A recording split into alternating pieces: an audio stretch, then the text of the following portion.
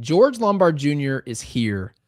Jake, the promised shortstop, has been promoted to the New York Yankees after, what was that, a football game, 13-7 against the Cardinals.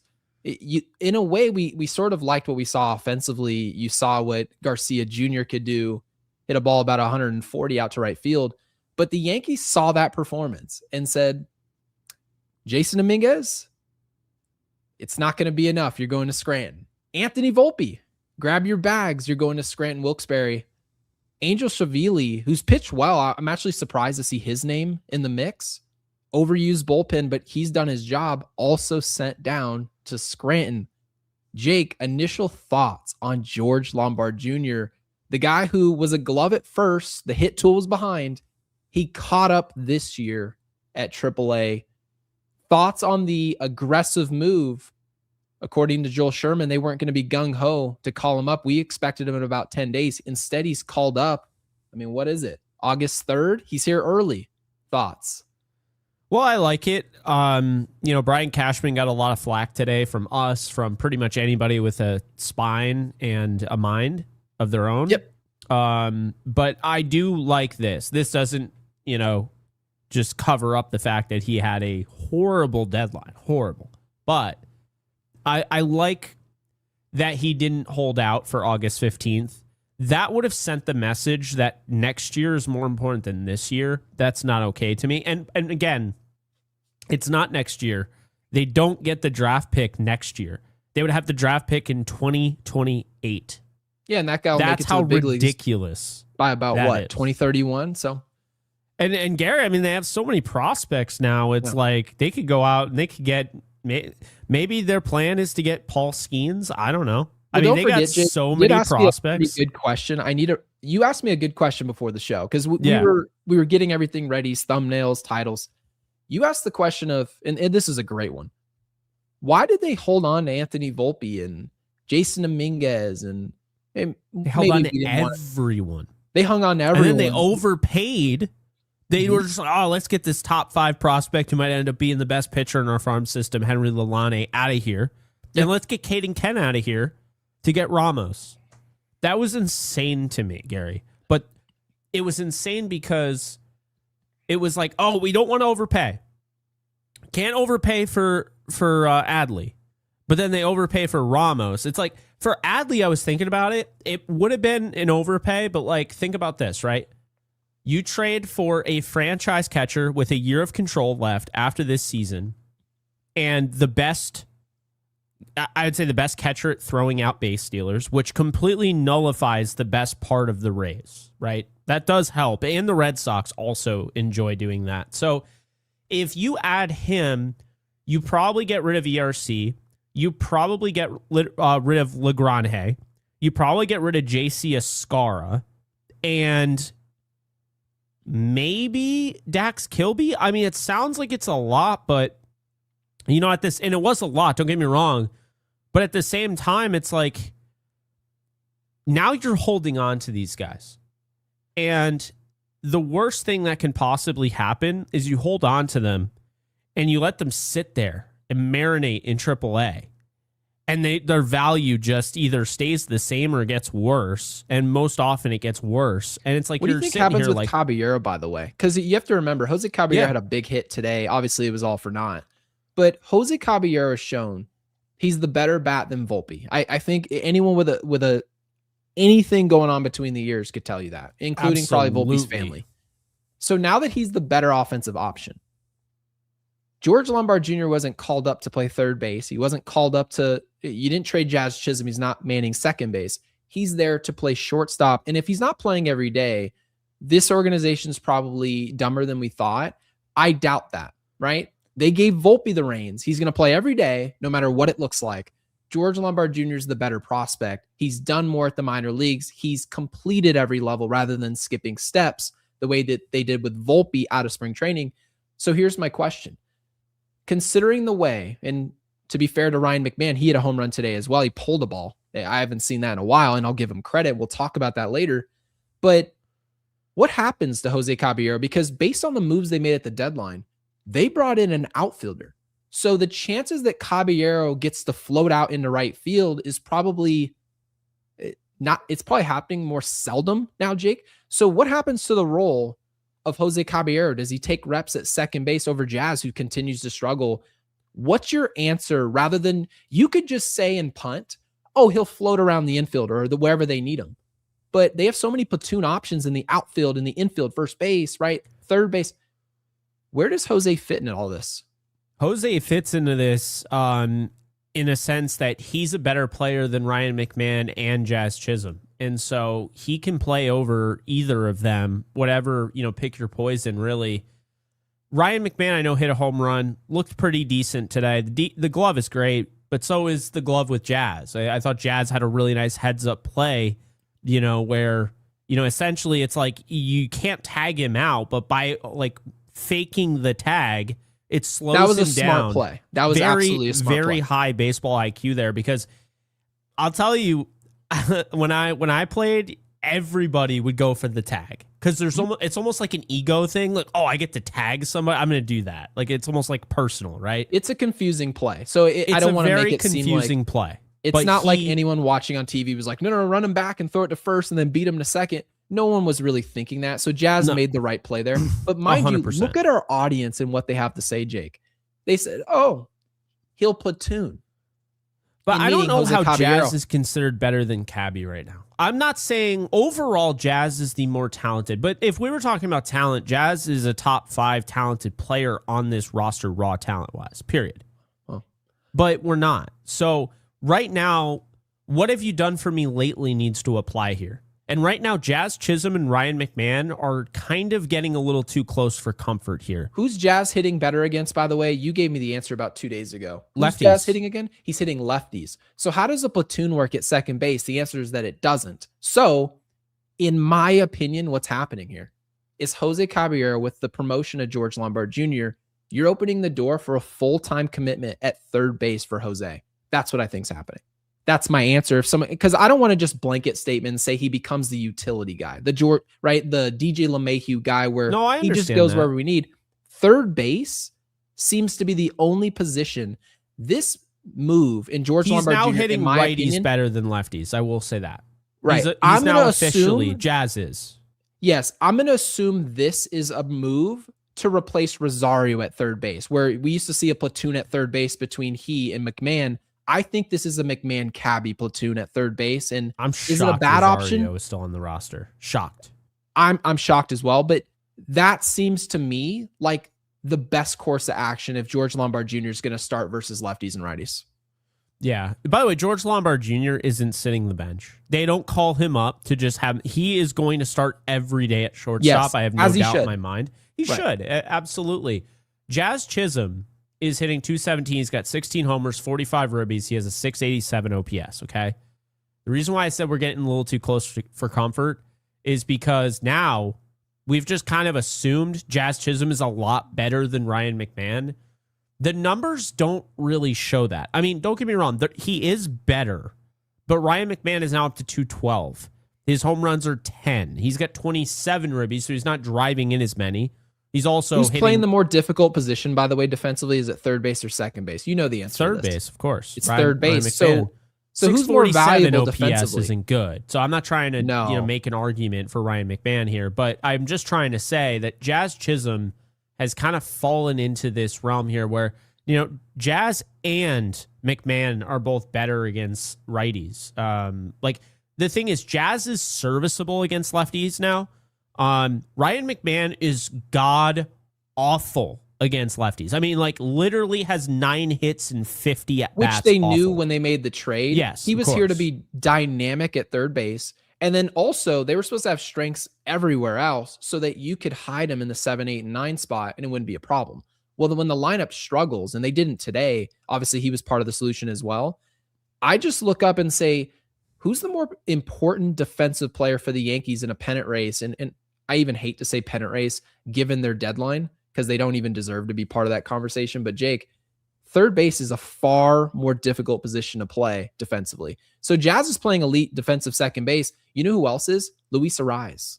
Yeah. A lot of guys can give you elite defensive second base, but you don't find the Matt Chapmans every day. You don't find guys who can just ask Isaiah Kiner-Falefa. We've tried to flex different guys to every different position. We moved Jazz Chisholm himself from second base to third. Jake, how'd that look?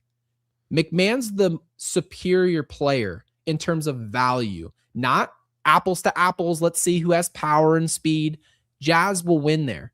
But when you're talking about which player should play where as a platoon option, Jazz Chisholm to me is the least valuable guy in that infield. And as far as I'm concerned, he should be worried about some playing time, but I think you and I both know that that won't be the case. Let me throw you this way, okay? Sure. You've probably already memorized it, but I want to just give you 3 just stat lines, and you tell me who the better player is, okay? Okay. So, you got 217, 16 homers, 45 ribbies, 687 ops. You got 212, 10 homers, 27 ribbies, 647. Or 245, 12 homers, 41 ribbies, and 694. I'm never going to remember everything you just said. Okay, so the guy who has the highest I'm not going to show you that, but the highest average, 245, 217, 212. And the highest average, right? Yeah. The guy with the highest average has 12 home runs, which is the second most out of the 3. The other guy is 16, the other guy is 10. Then the guy with the highest average has 41 ribbies. The guy with the most home runs has 45. And the guy with the fewest home runs and the lowest average has 27. And then the OPS for the highest average guy is 694. The highest home run guy, 687. And the lowest in everything is 647. Is that who I think it is, by the way, with the 694 ops? Is that Cabby? Yes. Yeah. So how can you tell me Cabby's not better than these two? He is better. And as soon as you said his ops, I knew exactly where you were going with it. Because mind you, I was like really struggling I don't know the other stats by heart. But when I heard the ops, if you remember like 2 days ago, I mentioned to you, he's having what people remember, they feel like Cabby's actually having a really good offensive season. But when you look at ops, it tells you a different story. And you know what I think about ops. I don't read into it the same way that a ton of other people do. I just don't use it as the Holy Bible. But Cabby, in my opinion, is just the more sustainable asset. When you just stare at ops all day and you're looking for a 770 and you want to, like Jazz, for example, has a superior ops. He's not as good of a hitter this year as Jose Caballero. No. He's just not. And so that's really the point that you're bringing up here. Oh, by the way, Ground and Pound says, I hate the way Gary says ops. Is it just OPS? It is OPS, but you even got me saying it not that long ago. But I'll say OPS. The customer's always right. So whatever you guys want me to say, I'll say it. As long not as according to the Yankees, they're not. Gary got mops. What are we talking about right now? But Jake, can we get George Lombard Jr.'s numbers up on the screen so we know exactly what player we're getting? Real quick, by the way. Absolutely. Yeah, go ahead. Okay. I'm going to bring up outs above average here, and I'm going to show you a comparison. Sure. I can actually filter all Yankees, and I could just do infield, right? And I want to see how this looks. So it's actually very interesting. Now, I'm going to put this up right now.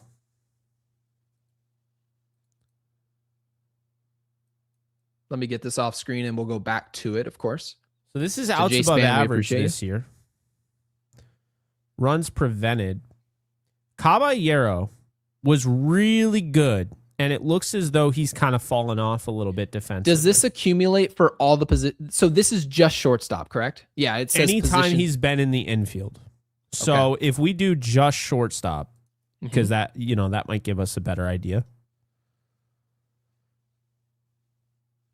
Wow. Well, based on what the Yankees say, this is Anthony Volpe's been playing great defensive shortstop, and yet he was demoted. What's that tell you about the expected defense from George Lombard Jr.? It tells you that A, it's going to be good, but B, it tells you we can replace the defense at shortstop. It's the bat we're after. Here's kind of what I'm getting at.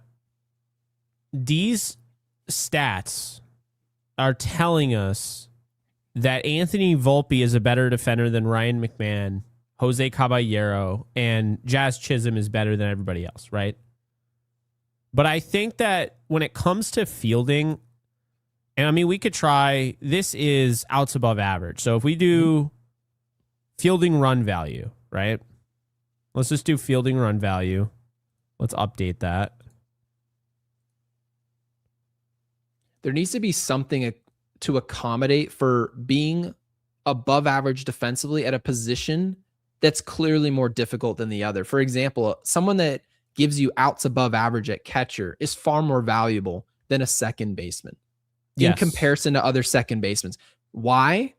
How important is defense at second base? Is it important? Absolutely. You have to turn double plays. You probably want an arm strong enough to do that, right? You want to make good decisions. You saw Jazz conveniently make a good decision today, which I was happy to see. But Jake, it's more difficult to play defense at third base than it is second. And we remember we moved Jazz Chisholm, who right here shows you fielding run value of a 5. We moved him to third base. That defense became slightly below average, if you remember. And yeah, it wasn't a big sample size, but those numbers were what they were, Jake. So that has to play a role into who wins what job. Yeah, in the middle infield here. Let's see. So obviously Ryan McMahon played like a few. He didn't play many reps at shortstop, right? Yeah, I think he started maybe 2 games. Yeah, and they were like, nope. But I guess kind of what I'm getting at here is I don't really care about this. And the reason being is I've seen Caballero versus Anthony Volpe, and it's very clear who the better shortstop is, right? But I've also seen Cabby at other positions, and I think it's not that far off. Like, Ryan McMahon's a better defender at third than Caballero, right? Of course. And Jazz is better at second than Caballero. But I would give the nod to Caballero with the way he's hitting. And I'm not saying he's amazing. He's not at all.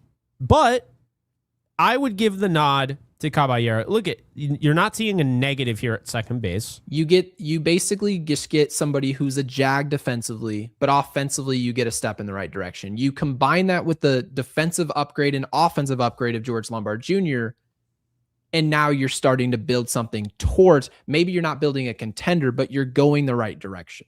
Yes. I see. So you're prioritizing a bat, which is pretty consistent with what you've said all year. Yeah, what the mission has been. All right. That's the mission. Now it's time. Everybody's patiently waited. There's the man, the myth, Feel the free legend. to subscribe to Yankees Unloaded, by the way, and like the video and hype it as well. These are the numbers from George Lombard Jr.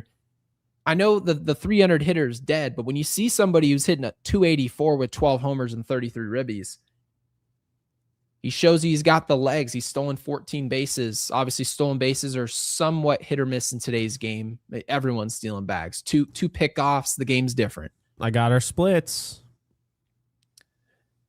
Look at this. What do you notice about these splits? Well, day games, he's trying Grisham. Oh, yeah. Well, this is true, but Grisham's also only good in day games at the stadium, if you remember. Yeah, that's true. Yeah, gotta have home you have a cooking 914, 904 OPS. It doesn't really matter. I love this one on grass. Like how many turf fields are there in AAA? Are you surprised by? I know. Are you surprised, by the way, that Joel Sherman, and this isn't a knock on Joel Sherman, I actually would prefer this, that he's just giving us what the indication's showing. He's making an educated guess. Mm-hmm. Are you surprised at all that Joel Sherman, who usually has a temperature check on what the Yankees plan to do, had no idea? As off as he was with the promotion of George Lombard Jr., I'm shocked by this, especially considering how few players they poached off. I would have expected to see Anthony Volpe dealt if this was going to be the decision just 10 hours after, right? After the deadline expires, and we're talking about him being promoted. This surprised me. Did that shock you at all? Call me crazy, but like I've heard from a million people that Cashman has the biggest ego in the world. Like Jeter doesn't like him. Most of the old school Yankees, like the legends, don't even come by anymore because they can't stand Cashman being in the building. Yeah, that checks out with who I talk to. That I sounds think about right. Cashman is that egomaniac that he would almost change his plan just to spite Joel Sherman. He hates Joel Sherman. Absolutely despises Joel Sherman's probably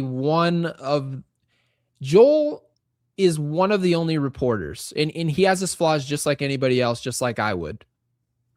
He'll tell you what he actually thinks. There's no question about it. No one calls him and tells him what to report. Whereas other reporters that'll remain nameless, they don't have that. They don't have that quality, Jake. So based on what Joel Sherman said today, he said we're going to get a catcher. He wasn't sure what we were going to get. We didn't do any of what Joel Sherman said, and we agreed with everything Joel had to say. I'm here to tell you when it comes to like tiebreakers, when they're making decisions, they're like, are we going to go with this guy and give up this? Or are we going to go with this guy and give up this? Right? Mm-hmm. I would not be surprised if the tiebreaker for Brian Cashman was what? Who did Joel Sherman have us getting? Okay, we're not going to go with that guy. Oh, you know what I just realized? It didn't even dawn on me. Joel Sherman's the reporter who asked that question that we loved. And he said, well, what's going on with Volpe? This is personal. Dude, absolutely. Joel Sherman is the reporter that asked about Anthony Volpe's development. And as a reporter, you have to ask these basic questions. The whole idea was you sold us on this player being elite. And guess who's the next shortstop in line to be elite? And we very clearly, Jake, think this player in Lombard Jr. is far superior in literally every way. Defensively, the arm, the tools, the hit tool, there's not anything. The IQ, all of it's better. And yet, the one person who questioned you on Anthony Volpe made a guess and has a large platform about what you would do with George Lombard Jr., and you did the opposite. You said, oh, you think I'm waiting for a draft pick? I'm going to call him up right now. That was personal. I loved it. Yeah. And hilarious. So this is Lombard Jr. against left-hand pitching, 320, 435 on base. You got a 1,100 OPS, and then against righties, 271 at 837. Clear difference there, but you still have an on-base percentage over 400 regardless. That's a good sign.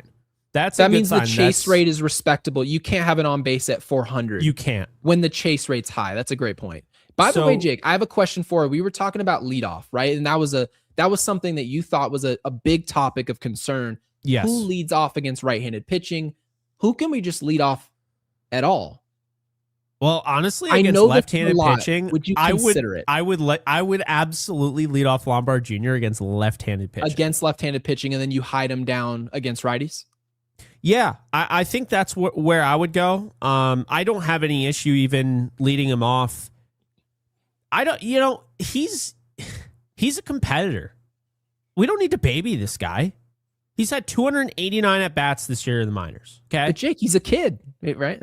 No, here we go. We talk about them like they're Boy Scouts. They can't handle leadoff at a promotion. I mean, this is somebody. All right. So obviously, this month is ridiculous, right? Like he's had 5 hits. August has been alive for 3 days. So let's not act like his 1,500 OPS is why he got called up. No. July, his 370 batting average, his 1,100 OPS, and his 517 on base. Gary, I'm gonna plant my flag here. Sure. The Yankees don't have in my opinion, they do not have a true leadoff hitter. Lombard Jr., I am leading him off day one. Either way, righty or lefty. Eighth with no because remember, right now the Yankees offense is a wounded dog. They're waiting on the return of Cody Bellinger.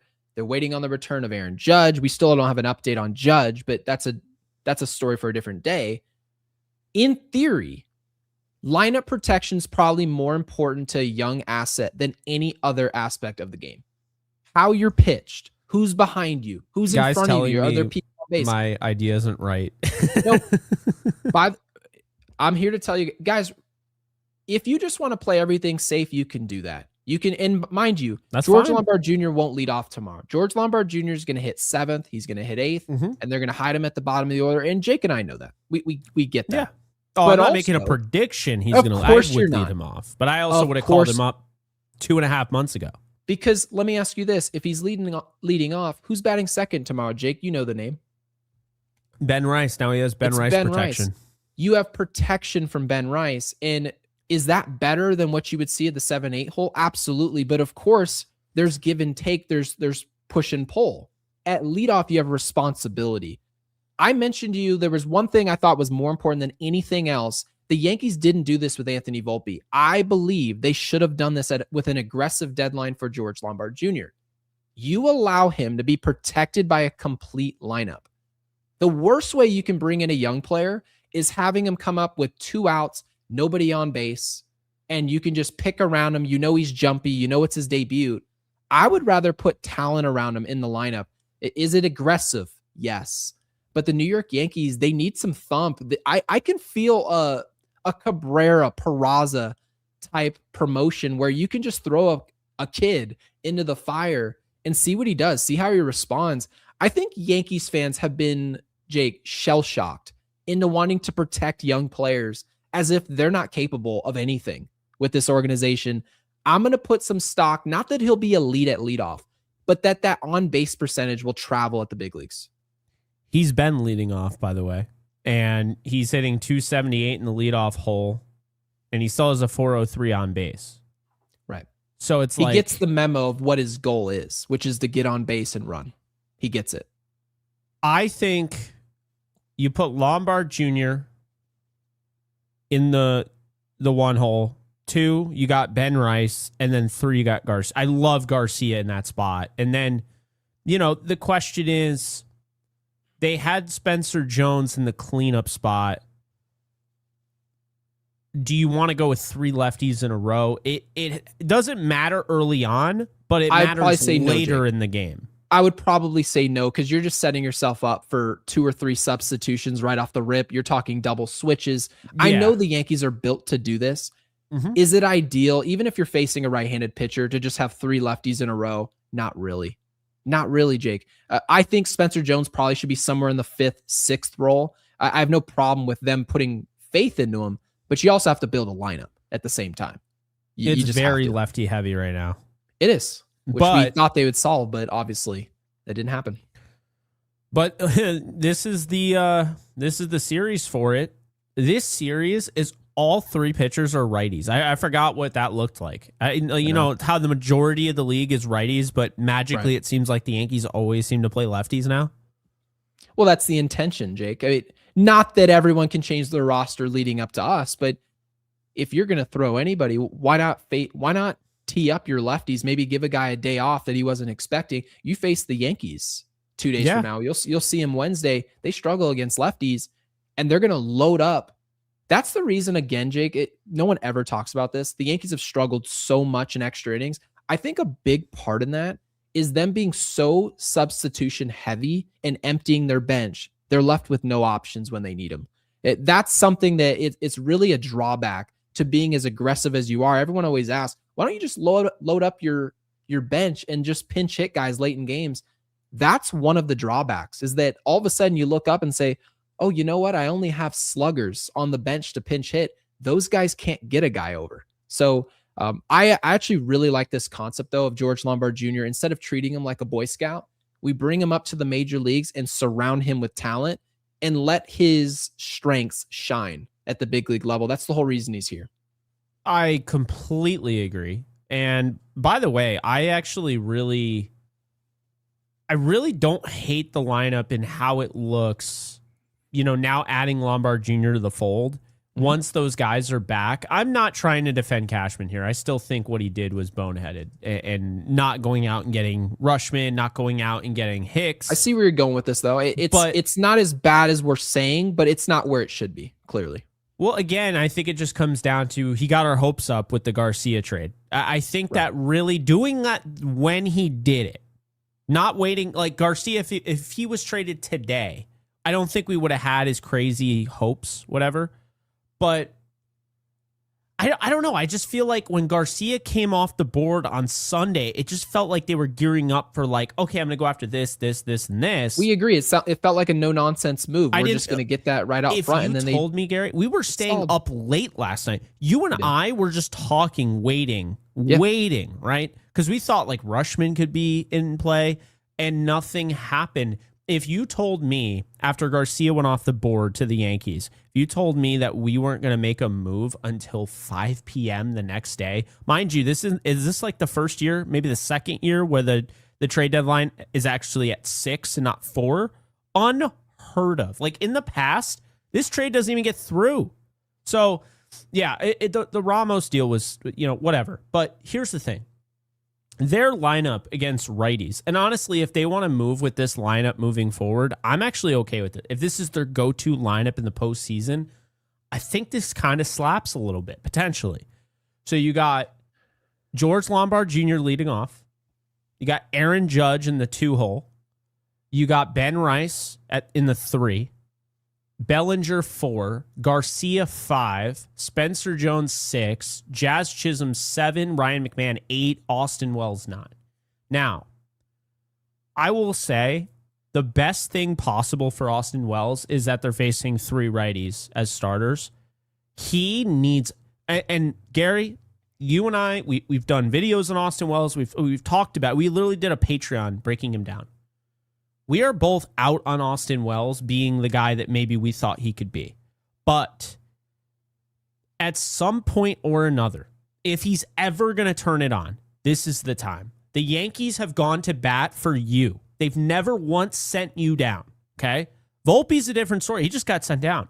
Austin Wells, they've gone to bat for him so many times, despite the fact he's been maybe the worst starting catcher in baseball by far. Not just the staff. By the way, that also goes to the pitching staff. Garrett Cole requesting the services of Austin Wells. That's part of the reason he's here. You got to step up. So there's not really anything for us to add to the equation. We've had our opinions. Now that our opinions are out there and into the ether and everyone's comments, we have 925 people in here. Everyone's at some point or another shared an opinion about Austin Wells. Not one person in this room has any control over what happens. He's there now. And you have to ask yourself, it's either Austin Wells or Ali Sanchez. Which is it going to be? Ali Sanchez defensively can't be trusted in clutch situations late game. What does that mean for the Yankees? It's not going to be Betancourt. It's going to be Austin Wells and his ability to challenge calls, changing games with his glove. And if you get anything offensively, which the last 17 games, he's hitting over 370. Not to say he's figured anything out. We had the same conversation about Anthony Volpe. The second he came back here, they said, well, he's platooning and he's hitting 400. Does it mean something? And you and I said, and people didn't like it, show it to me long term. When you can do that, I'll cover you in a positive way. I never wavered a second. I said Volpe is nothing. He never will be. He'll be something with somebody else where it doesn't matter. 2 months later, all of a sudden he regressed back to the mean. But I was okay with that happening, Jake, because we had time to solve it. We had time to go outside the organization and fix it with a trade or a call-up of George Lombard Jr. But as we sit here today with Austin Wells, we have nowhere to hide. He either figures it out or we sink. So I hope something good happens with Wells, and whatever he's done, I know he's changed his stance this past couple weeks. If it's a stance change, if it's a difference of his load, we saw his leg kick slightly different. If that's the reason why, I'm all for it. But without it, it doesn't seem we're going very far.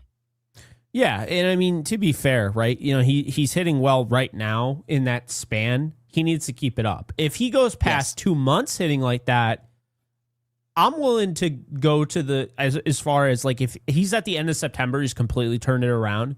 I'm willing to say, you know what? I think this guy might actually be something in October for us. You'll consider it a trend. In October, I believe it was 2024, Austin Wells was so atrocious during that World Series run. It was hard to even take it serious. But we need to see a trend. Right after he had the nerve damage. Correct. They went public with that, what was it, 2 weeks before that? I mean, we didn't have long to adjust. Because we were concerned. We were like, how'd this guy go from looking like a top 5? We literally called him potentially a top 5 catcher in the game. Yeah. To then that. Like, to even have the conversation that somebody could even be in the breath of a top 5 catcher in the game. To go from that to what Austin Wells looks like, not this last 16 games, because he looks like a good player during that stretch, but before that, over 100 and 200 game sample size, Austin Wells has been bad for a while. Since August of 2024, he's been a bad baseball player. And of the last 2 week stretch plus, he's been really good. Is it an anomaly or is it a trend? for Wells. And maybe, Jake, the fact that he now can't be traded, that there's nowhere to go other than to him, maybe that's what he needs. And trust me, I'm not putting my eggs in this basket. I'm just not, but I have no choice. So well said.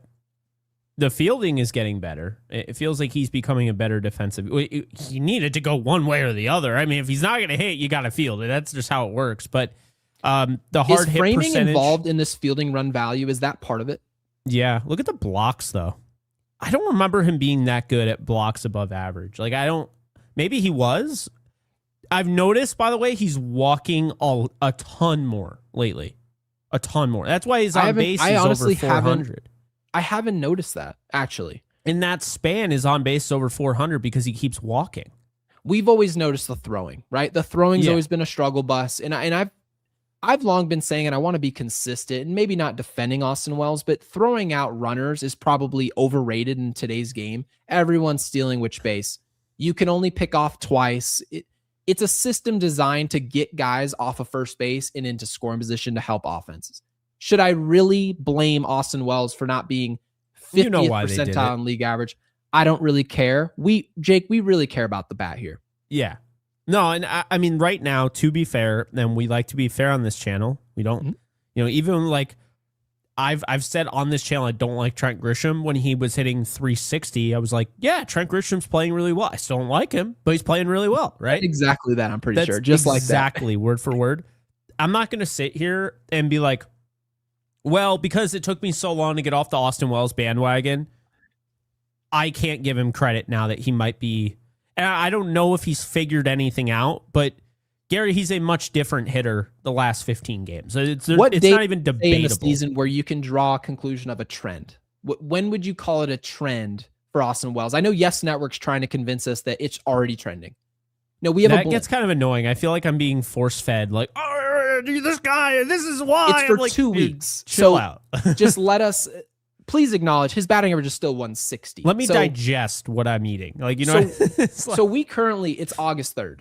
Yes. What date would you say, all right, do you need to see a full August, would you say? If he finishes August as a 250 hitter in August with pop, the glove's always going to be there. Would you say it's now a trend from what we saw in 2024? So I'm going to bring up his game log right now, and I'm just going to. So let's see. They don't have today's game logged in. Brian, I appreciate you, man. Eggs are disgusting. Unless they're in Benihana's chicken fried rice, I don't touch them. I love eggs. Anyway, this is the last 20 games. He's still hitting 184, 686 OPS. Okay, so what happens when I do? Oh, this is stupid. Okay, let's do 60 to 77. Okay. He's hitting 205. The OPS starting to go up. On base over 300. And again, guys, league average OPS, is 722 to be exact. So let's used to be 700. It's trending upwards. Okay, so this is the last 15 games.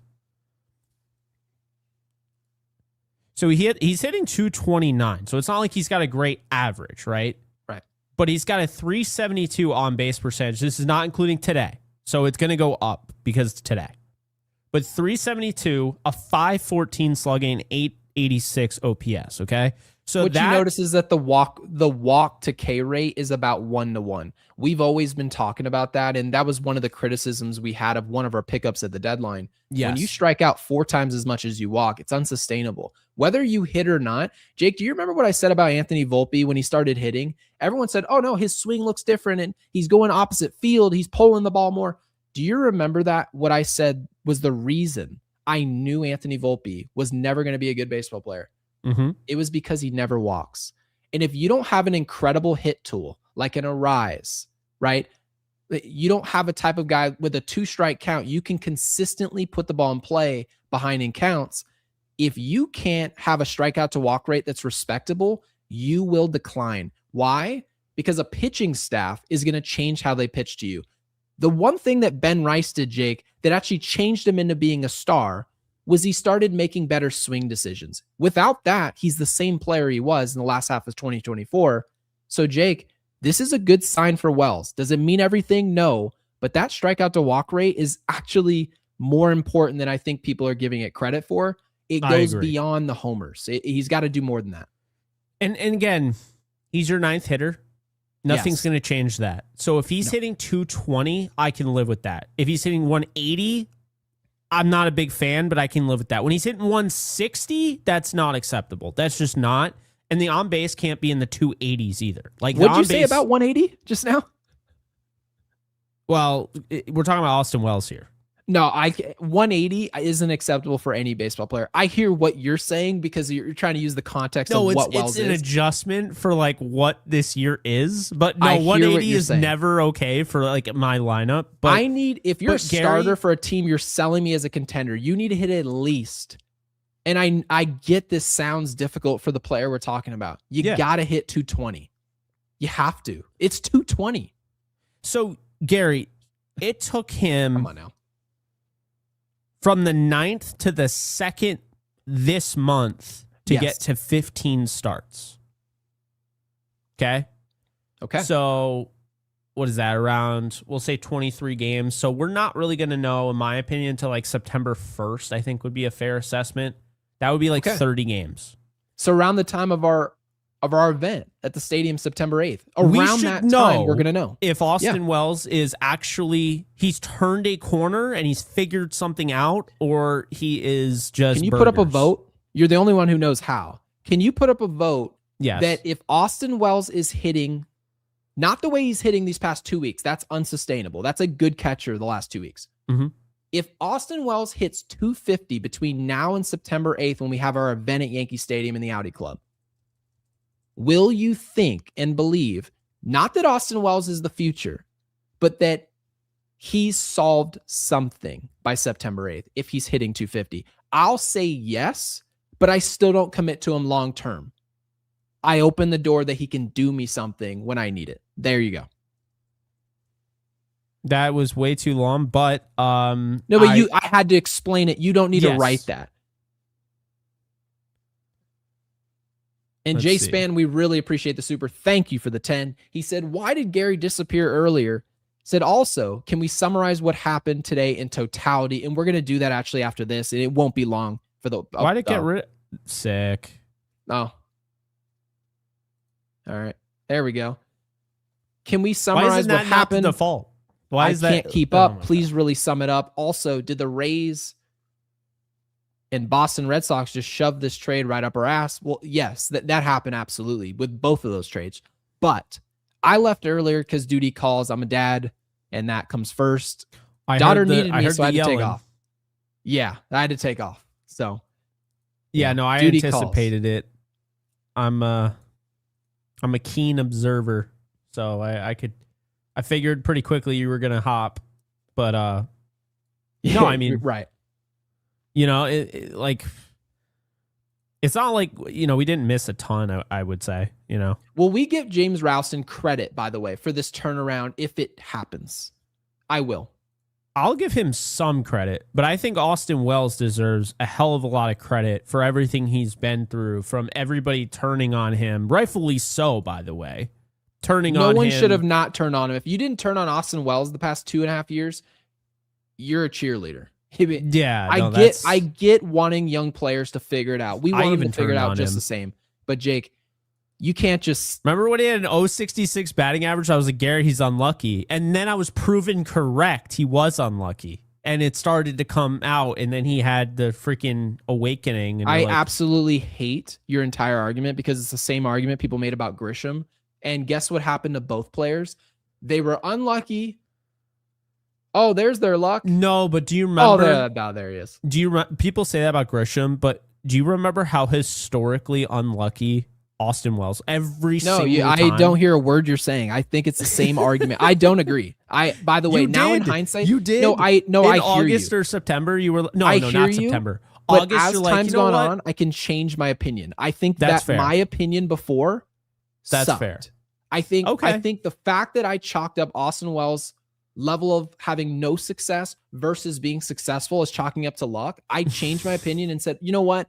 I think he's lining out hard often. He's got to be better than what these numbers indicate.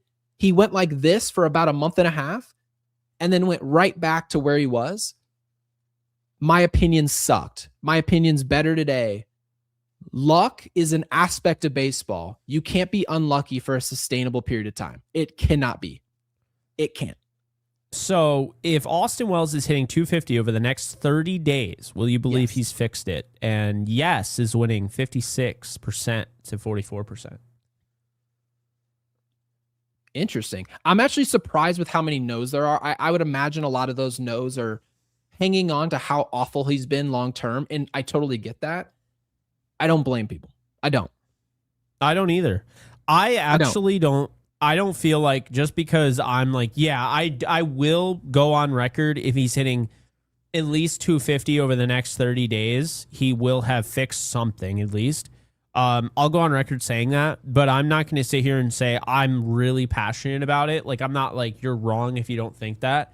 Not like Spencer Jones, where people are like, I just want him gone. It's like, you're wrong. Because you can make the argument that most hitters, most starters in the league have a solid 20 to 30 days. Yes. And then if they're a bad hitter, you could still argue that you probably get a solid 2-3 week stretch. Like, for example, Manny Machado is a really good example of this. He struggled all year, Jake. And there are people who don't watch the Padres. You look up at his batting average and his stats, and you see a guy who's hitting 209. You must think he's awful. But then if you get a blimp over the last 60 days, he's been incredible, right? Well, it's the same thing with our guy, Stephen Kwan. Oh, my God. We couldn't have been more right about that. I will tell you straight up, I think my least valuable, of all the categories, like the analytical categories on whatever the hell it's called, Savant, yeah. The velo hard hit percentage stuff, I don't care about that at all. And here's why, okay? I have a theory, and it's I could back it up theory, that the fact that Luis Arias and like players like that just constantly slap singles, like Chandler Simpson, these guys have like, if you could have a negative average exit velo, they would have it. I think that's the whole hit them where they ain't. I think you're better off if you have a whole lineup. Think about this. The whole lineup has an average exit velo that's 95 miles an hour. That would put you in the top 88th. It's a barrel percentile. on average. Yes. Right. That to me is going to benefit you, but it's also going to kill you. It's going to hit you like a brick. Seems like batting these cage guys talk are going to rather be than baseball lining talk. right at people. Whereas if you're hitting like Cody Bellinger, right? They talk about the lack of bat speed, right? Doesn't hit very hard. Well, that's why Cody Bellinger is able to have those, when I say he's got every club in his bag, those type of hits. You know who else, by the way, has those type of hits? Luis Garcia. Soto? And by the way, he crushes pitches, right? He actually hits the ball very hard. But Luis Garcia had a pitch today. The hard hit percentage is 45.8% of the time he has a hard hit. But today, the way he went down and got that ball and served it into center field for his first hit as a New York Yankee, that right there looked like Cody Bellinger-esque. And that is what I want. Okay, so here's what you're essentially describing. And you can see it in the live chat. And guys, I'm really impressed. Thank you guys for being in here. We have 950 people. I want to see 1,000. Let's make sure you guys subscribe, be part of the channel long term. I see this chat right here, and it says, if that held true, Rod Carew would have never started. So I want people to realize that hitting isn't all, you see a pitch, you get a fastball, you read the pitch in the zone, you make hard contact, and that's the end of your part. Everyone always says, and they try to make a blanket statement to seem right, but they don't know what they're talking about. They say, well, you can't aim the ball. Yeah, you can. Yes, you can. You actually, as a hitter, and we've seen it before in a positive way. We saw Jazz Chisholm earlier this year, the beginning of the year in March. We saw nobody manning shortstop. And what does he do? He's waiting and taking pitches inside. Jake, my head was about to pop off my shoulders. I said, did you see that cutter inside? He normally would swing at that pitch. Why didn't he swing at it? He didn't swing because it wasn't a pitch he can beat the shift with. What does he do later? He waits for the cutter off the plate, middle away, and hits a slap ground ball. Wasn't a barrel. We move first to third on one of the worst contacts you've ever seen. He literally fought his way onto the bases by aiming the ball and choosing which pitches to swing at. My whole point here, people think that Trent Grisham gets into the batter's box, hits a ball 97, therefore something good should happen on average.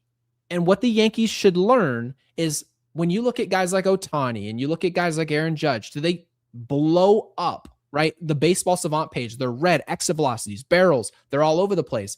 But the difference between Ohtani and a lot of these other meatheads that just put the ball in play 110 is these guys know how to place the ball. There's a skill to hitting. True. And you're eliminating the skill of what hitting actually is. Before the pitch, you look out and see where players shading. Okay, they're playing me to pull. That means if I go the other way, there's a higher chance of me being rewarded with good contact. That's called aiming the ball.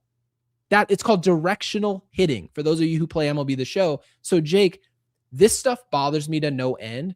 The Yankees continue to just build lineups and talk about exit velocity. We signed an outfielder today in the deadline. That's what I mean with Ramos. He's exactly what they look for, and that's why it pissed me off so because much. of velocity. Had nothing to do with the skill set of hitting, and I love that you brought up Bellinger.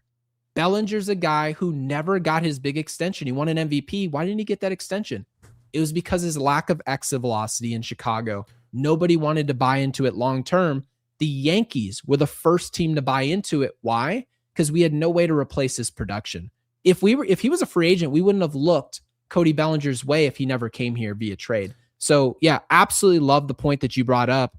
And the Yankees need to take a little bit more accountability of what happens. It's not just hit the ball hard, ball hit grass. This game's more nuanced than that. I completely agree. I think the best comparison that I can make is you watch Patrick Mahomes, Josh Allen, and Matthew Stafford, and how it's like every time you got guys that throw, like Joe Burrow has a cannon for an arm. Does Joe Burrow have that like sidearm throw in a pinch? To me, that's the name of the game. So you don't just get up to the plate and just swing. Like I know Spencer Jones, he does that. Like you don't just swing for the fences every time. Jazz Chisholm. There is actually like your whole point to being at the plate is just essentially getting a hit. You're not expected to get a home run. Like home runs we've seen it Apple TV, right? When they're on Apple TV and it says home run percent, there's like a 2% chance of hitting a home run. And it's ridiculous, the odds. And that's kind of the point that you've always brought on, which is even the most prolific home run hitters. Barry Bonds hit a home run every 10 at bats, which is incredible, by the way, in the opportunity. That's every 2.5 games, guys. What do you do elsewhere? Do you the name of the game put the ball in is play? to just beat the pitcher and get on base in some way. That's and so when you watch Cody Bellinger take what people are like, that's an ugly swing. I'm like, what are you talking about? Who that's gives a that's shit? the Mona Lisa at the plate. The fact that he went down, served the ball in the left field only where the ball would actually hit grass and not a glove. Love it. And that's the type of thing when you watch, Stafford, Mahomes, Allen, even Dak Prescott does it occasionally. They'll change their arm angle and their arm slot and their wrist action, and they will be like, oh, I have like two guys in front of me. I'm going to throw it with anticipation. Whereas like you have these rookies that are like hot shots. They come in the NFL and they're like, I'm just going to throw it 100 miles an hour. And they throw it right at the linebacker and it gets picked off. It's like, this is why just playing any position, you have to have some nuance to it. Juan Soto, great example. You go back, you watch his first ever game as a Yankee against the Astros. Oh, Houston, he serves it opposite field off the wall. Yep. That was just a thing of beauty, and he did it on purpose. He put it out there right where it needed to be. And it's just, those are the things that I look for. It's why I saw really Ben Rice do that as well, by the way. In that 2024 year, he was hitting balls, scorching baseballs in 2025, and they're like... Judge last year. The ball's just caught at the wall. Nothing Ben Rice can do about it. And Jake, do you remember my take when he was doing that? And no one liked it at the time? I said, who gives a shit? He hit the ball 110. You hit the ball 110 and it went to the wall. It's caught. It's not anything good. Is it better than striking out? Certainly. Absolutely. It's an indication you can put the ball in play. It's an indication something better can happen. And a year later it did. But Jake, I'm not going to pat someone on the back for hitting the ball hard. I wanted you to have some results here. You're not going to get results every time, but once we give you enough at bats where we have a sample size that we can judge and you chalk up your struggles to a lack of luck, I can't trust you as an asset for this baseball team. And I want to really circle this back to George Lombard Jr. When you mention his on-base percentage of 400, you can't get to that point simply with the task of hitting the ball hard. This is a good indication.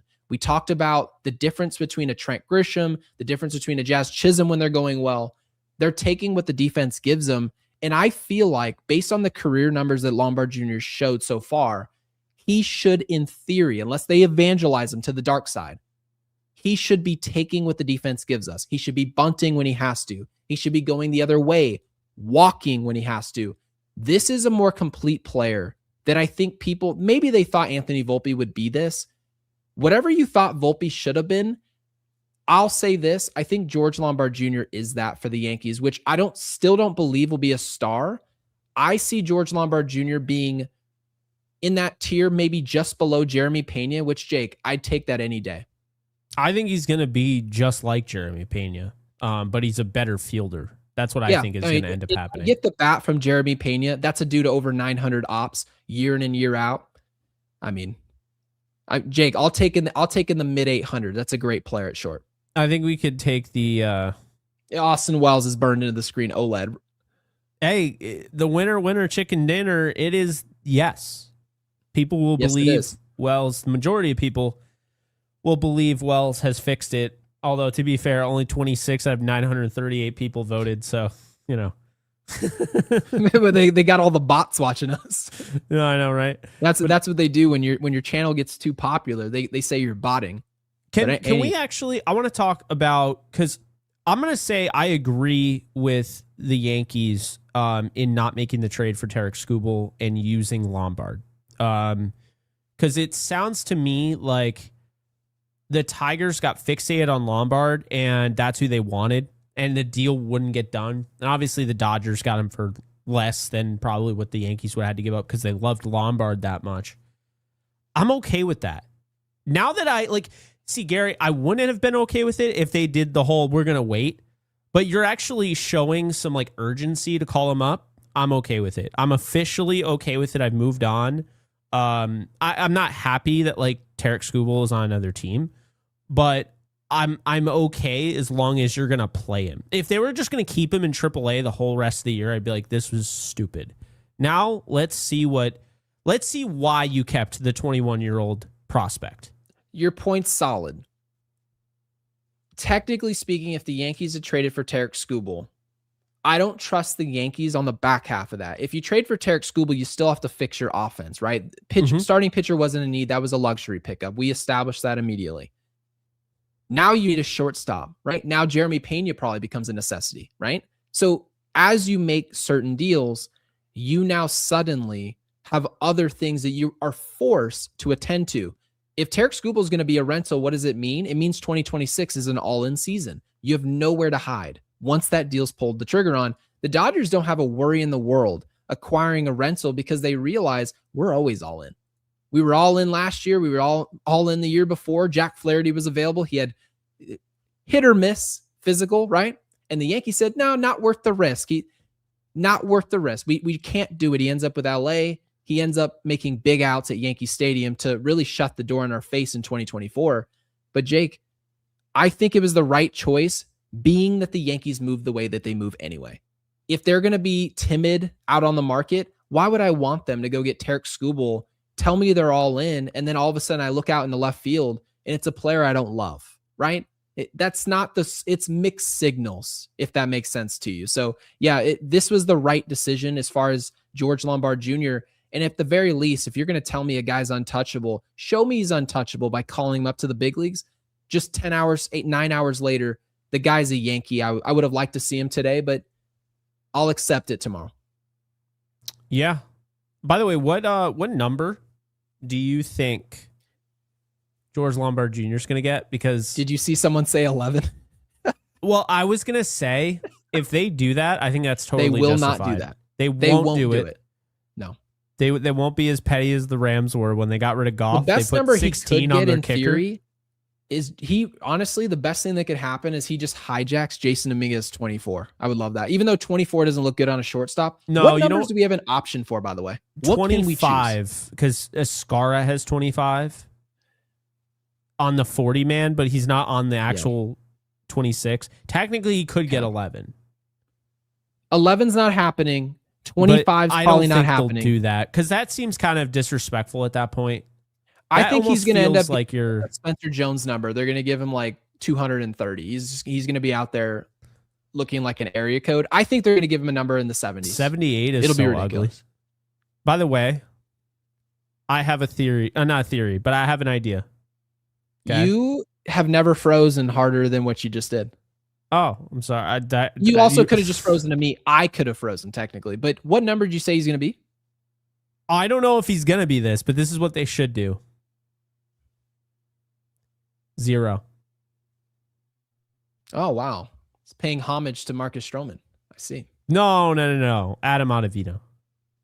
The first ever player to wear 0. Thank you very much. And by the way, he should be allowed to wear 0. There hasn't been a 0 since Marcus Stroman. And then the only other guys that have worn 0 are Domingo Germán, who threw a perfect game, and Jordy Mercer at shortstop. Did he really? Let's give a 0. Let's throw 0 out to George Lombard Jr. I think it works if you're in the infield. The outfield will look weird. Drop in the comment section the number you think George Lombard Jr. should be for the Yankees. I think they're going to give him something temporary, and as the rosters and Volpe gets off the roster, you can justify giving 11 to Lombard Jr. I mean, it's the lowest number available. It's a good number. 25 is what I think he'll end up being. That's a good number. It is a really good number. Hold on, let me see some Teixeira action. Was that who wore 25? I mean, Giambi wore 25. Or maybe they should give it to Wells then, because he tries to. Nah, I'm kidding. Jay Spann and Craig M2, they think 77. Either homage to Luka Doncic or the great Clint Frazier. I like 77 personally. I think it works. Not on a shortstop, maybe. Not on a shortstop. Caballero has 72, right? Yes. Yeah. So it's weird. He makes 72 work. Everything looks good when the ball hits the grass in the outfield. You can give Bo Jackson the number 97, and if he's putting the ball in the seats 3 times, it looks better. It happens to do that. So 12's a good option. Brian Bastion says 12. Is someone wearing 12 right now? Trent Grisham. I feel like they are. Who? Isn't it Trent Grisham? In that case, yeah, give him 12. And by the way, just send Grisham to the the nearest trash can. What if they change Grisham's number? They're like, ear buns. Thanks for the homer yesterday, but we're going to change 83. Is 22 available? No, we had Ben Rice wears 22. We had that. What's his name? Was 22. Jazz wears 13. Jacoby Ellsbury wore 22, didn't he? Ahmed Rosario wears 14. I mean, 22 is Ben Rice. Damn. Shit. we tried. 22 Aaron Boone wears 17. Give him 17. Rip the number off Aaron Boone's, but he doesn't need a number. We don't need to give Aaron Boone a number. You like how Boone looks up and he's like, yeah, good Lord. Good Lord. Hang in there. 27 Silva with the 5s. Can y'all asses, if this roster, when healthy, is capable of an October run with some shuffling? Warren Weathers to the pen. Y'all assess. You just said asses. That says assess? Assess, bro. What the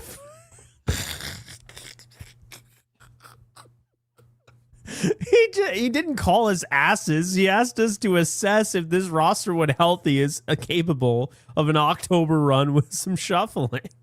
Warren Weathers to Penn, Cab at third, a performing Lombard. Hold on. You were getting mega siren. Oh, Lord. Oh, Lord.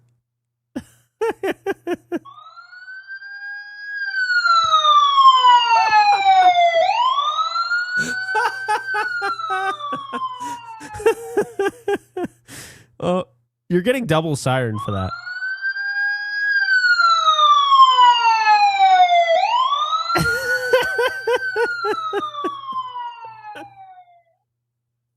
We really need to add the audio of the.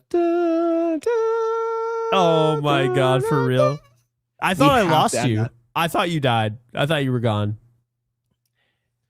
It was a Thanos snap. That's probably my. That's Ass easily. Asses unloaded. Lombard Jr. is going to wear 96 for his debut. Man. I'm tired of this shit. 96 might not look that bad, but still tired of it. Okay, so to sort of answer this, to assess this, do you think when healthy, this Yankees roster has a shot in hell? Yes.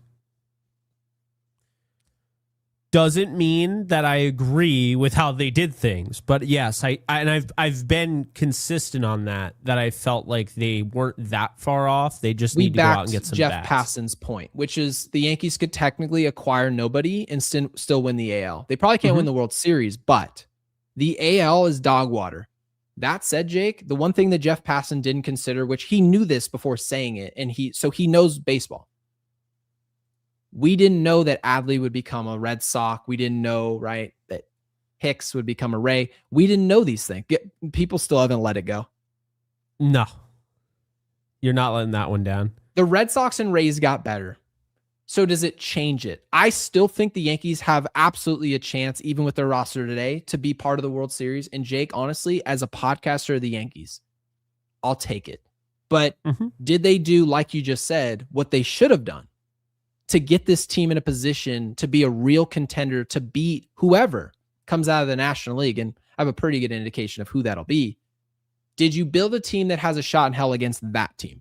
And the answer is they didn't do nearly enough. So definitely a disappointment. But Silva, I hope that answers your question. We think when healthy, if they're not lying to us about Judge and he shows back up, this team in theory has enough to come out of the American League. Yes. I don't love some of the decisions that they've made, but at the same time, I really shouldn't be this upset with them when I'm constantly talking about prospects and giving these guys a shot. And I asked, like, early on in the year, can you please call up George Lombard Jr.? Can you please call up Spencer Jones? Can you let Jason Dominguez play? And then they did all that. And it's like, I mean, it's fair for me to ask for more, I think, because everyone else is. But at the same time, it's like, yeah, I want Spencer Jones to be a part of this. I want George Lombard Jr. I told you that. I wanted to see it through with Lombard Jr. I wasn't necessarily for, just sending him for somebody. And so I feel like I'm being consistent in that thought process.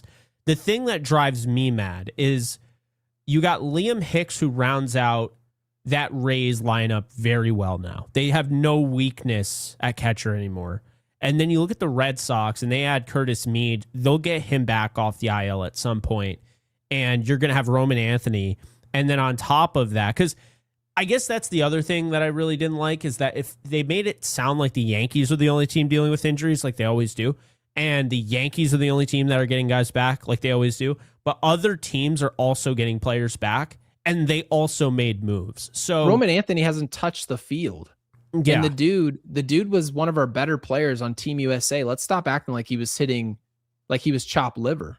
Roman Anthony was a star. So they lose him. You'd assume that Boston would just pack it up and say, well, it's just not our year. He hasn't been a part of any of what's happened of late. The catcher's room in their position, they liked what they had defensively, but offensively they were getting nothing, just like we weren't. They had a need just like we did. And Boston said it's not good enough for us to just hope for the future of our catcher. I hope he fixes it. Well, everyone hopes they fix it, but you know what you'd rather do? Let's take a risk and bring someone in who on average is a better baseball player than these guys, who gives us on average a better chance. And that's what Boston did. It's what the Rays did. And I've always said, Jake, I said this. I expect Tampa to be more aggressive than maybe what other people think because of that new ownership, because of the expectation to make the move into Tampa and have a new stadium. And they got Freddie Peralta, and no one's talking about it. You didn't love the rotation. I thought you were on the money with that. We still don't love the rotation, but now after some of these like moves, it a lot now. Nick Martinez has been insane. They had another guy who's pitching really well. McClanahan's on the IL for now. He'll be back. They got and now you add Freddie Peralta. They also turned Griffin Jacks. They turned him into a starter successfully. Tampa doesn't really have any like dire needs. They're ready to go. Like you don't really want to play any of these teams in the playoffs. No. Between Tampa and Boston, I think it's a bad matchup. Both of those teams are a bad matchup. I'd still say, Jake, as much as I respect Boston, I would still rather face, as crazy as this sounds, I would rather face Boston. They're the better team between them and Tampa. Tampa's style of play kills us. It's the same style we saw from Toronto. About Boston, I don't think they did enough. They got Adley. What else did you need from Boston? They have a good bullpen. They got a catcher. What else did you need to see from there? I didn't want them to, but from a baseball fan perspective, how you get better, I wanted them to add another pitcher for the bullpen, and I wanted them to add a middle infielder. Like, if they got a Reyes, I would have been horrified. Like, they probably would have been my favorite to win the AL. Okay. Boston is still the team I have coming out of the American League. But Tampa, I think, is the worst matchup for us. I think they've proven that. Just like I said about Toronto last year. And people said, Boston, Toronto doesn't have a great roster. But you look at the way Toronto plays, they put the ball in play, they foul off pitches. Cam hates that. Fried hates that. Cole hates that. And you get into the postseason, that's exactly what happened. So, yeah, I thought that's interesting that Boston's had a good bullpen, but they definitely could have used probably another arm. And Jake, probably so could we have. But Bulls NYY fan with the 5, he says, in my ideal world, the Yankees core is Spencer Jones, Lombard Jr., Schlittler, and Rice with a new manager, fire Cashman. Interesting. So it seems like we're looking for our core of players we draft, whereas the teams that are winning World Series championships aren't really building that way. They're trying to maybe not win trades, but get the right names in the building, and they don't really care where it comes from. Not that I have a problem, obviously, with drafting players that play well. I hope Spencer Jones becomes a star and a part of our core, but I think if every player on your roster that is one of your better players is a part of your core that came through the draft, you're probably not doing enough from free agency. So I love this group. But let's put talent around these guys outside the system as well, not just chalking it up to these 4 or 5 players. Yeah, I really like the core. I'm really kind of wondering, I mean, because they keep telling us, I got to say, looking at the Brian Cashman quotes and the thumb, whatever the clips, I can't stand listening to him talk about this team. Can I actually read what he had to say? I saved it, Jake. There was some stuff on the broadcast that kind of made me sick. Like, did you hear when they were talking about how it must be nice? Like, they showed like Garrett Cole, like they zoomed in on Garrett Cole. They're like, it must be nice having like a team that's willing to go out there and make moves. Okay, you heard it too. I heard that. I wanted to just throw my remote. I was like, holy propaganda. It was ridiculous. And I like everyone at Yes Network. That was propaganda at the highest level. Yeah, I don't care what they say. It was. Here's what Brian Cashman had to say. My phone's on 1%, so let me read it quickly. It says, Brian Cashman had this to say. Shopped in that bullpen aisle pretty heavily. Well, heavily he did. Didn't get anything done, but it was heavy. To no avail. He pointed to Carlos Rodon and Clark Schmidt coming back as a way of deepening the staff that way. He heavily pursued. So not only did he pursue... That's the easiest position to get a deal for. Easiest. The Pirates got Luke Weaver for the 9th prospect. We've already established the Yankees have an astronomically better farm system than the Pirates because they traded their 17th guy, and he ended up as the Yankees' 27th guy. Correct. The math checks out that we easily could have acquired Luke Weaver, and we didn't. That to me is just that's indefensible, honestly. That's really what it comes down to. I mean, there's no rhyme or reason why you couldn't get him. I mean, looking at it right now, you have, oh, my bad. Omar Alfonso is now the 26th highest rated prospect, so not 27th anymore. But what would that have taken you, like looking at this? Brendan and Beck. If you sent Brendan Beck over, I think they send you Luke Weaver. I'm even willing to give more than that. It's not like this is. Yeah, I'd give him more. I'd give him Chase Hampton too. Gary, there's too much. So here's the problem. There's like an embarrassment of riches in their minor league system. People are going to hear me say that and they're going to be like, you're overrating it. I'm not. Other teams have already made their moves. The Yankees have not. No, the Yankees literally have all of their top prospects. They traded the top 5 guy for no apparent reason. But my thing is, Gary, they have shown us they don't trust the minor leagues to just fill a rotation like some of these other teams. They don't do it. Cam Schlittler has a spot. No one knows where Luis Heel is. I can't believe they didn't trade him. I have no idea what their plan is for him. Wild, right? I expected Will Warren to be traded more than anything else. I did shocked too that he was still on this roster. They have crazy riches in the pitcher room because they signed starting pitchers, and Cam Schlittler ended up being one of the best in the game, right? Obviously, they worked hard to develop him. I'm not trying to take away credit there, but my point, they went out and got Ryan Weathers. They have Will Warren. They are deep. And then you go and you don't move anybody. Clark Schmidt's going to be in the bullpen. I told you he's going to be invaluable for this bullpen, and he basically confirmed today that he doesn't have enough time to come back as a starter. So he is all in on the bullpen move. Love it.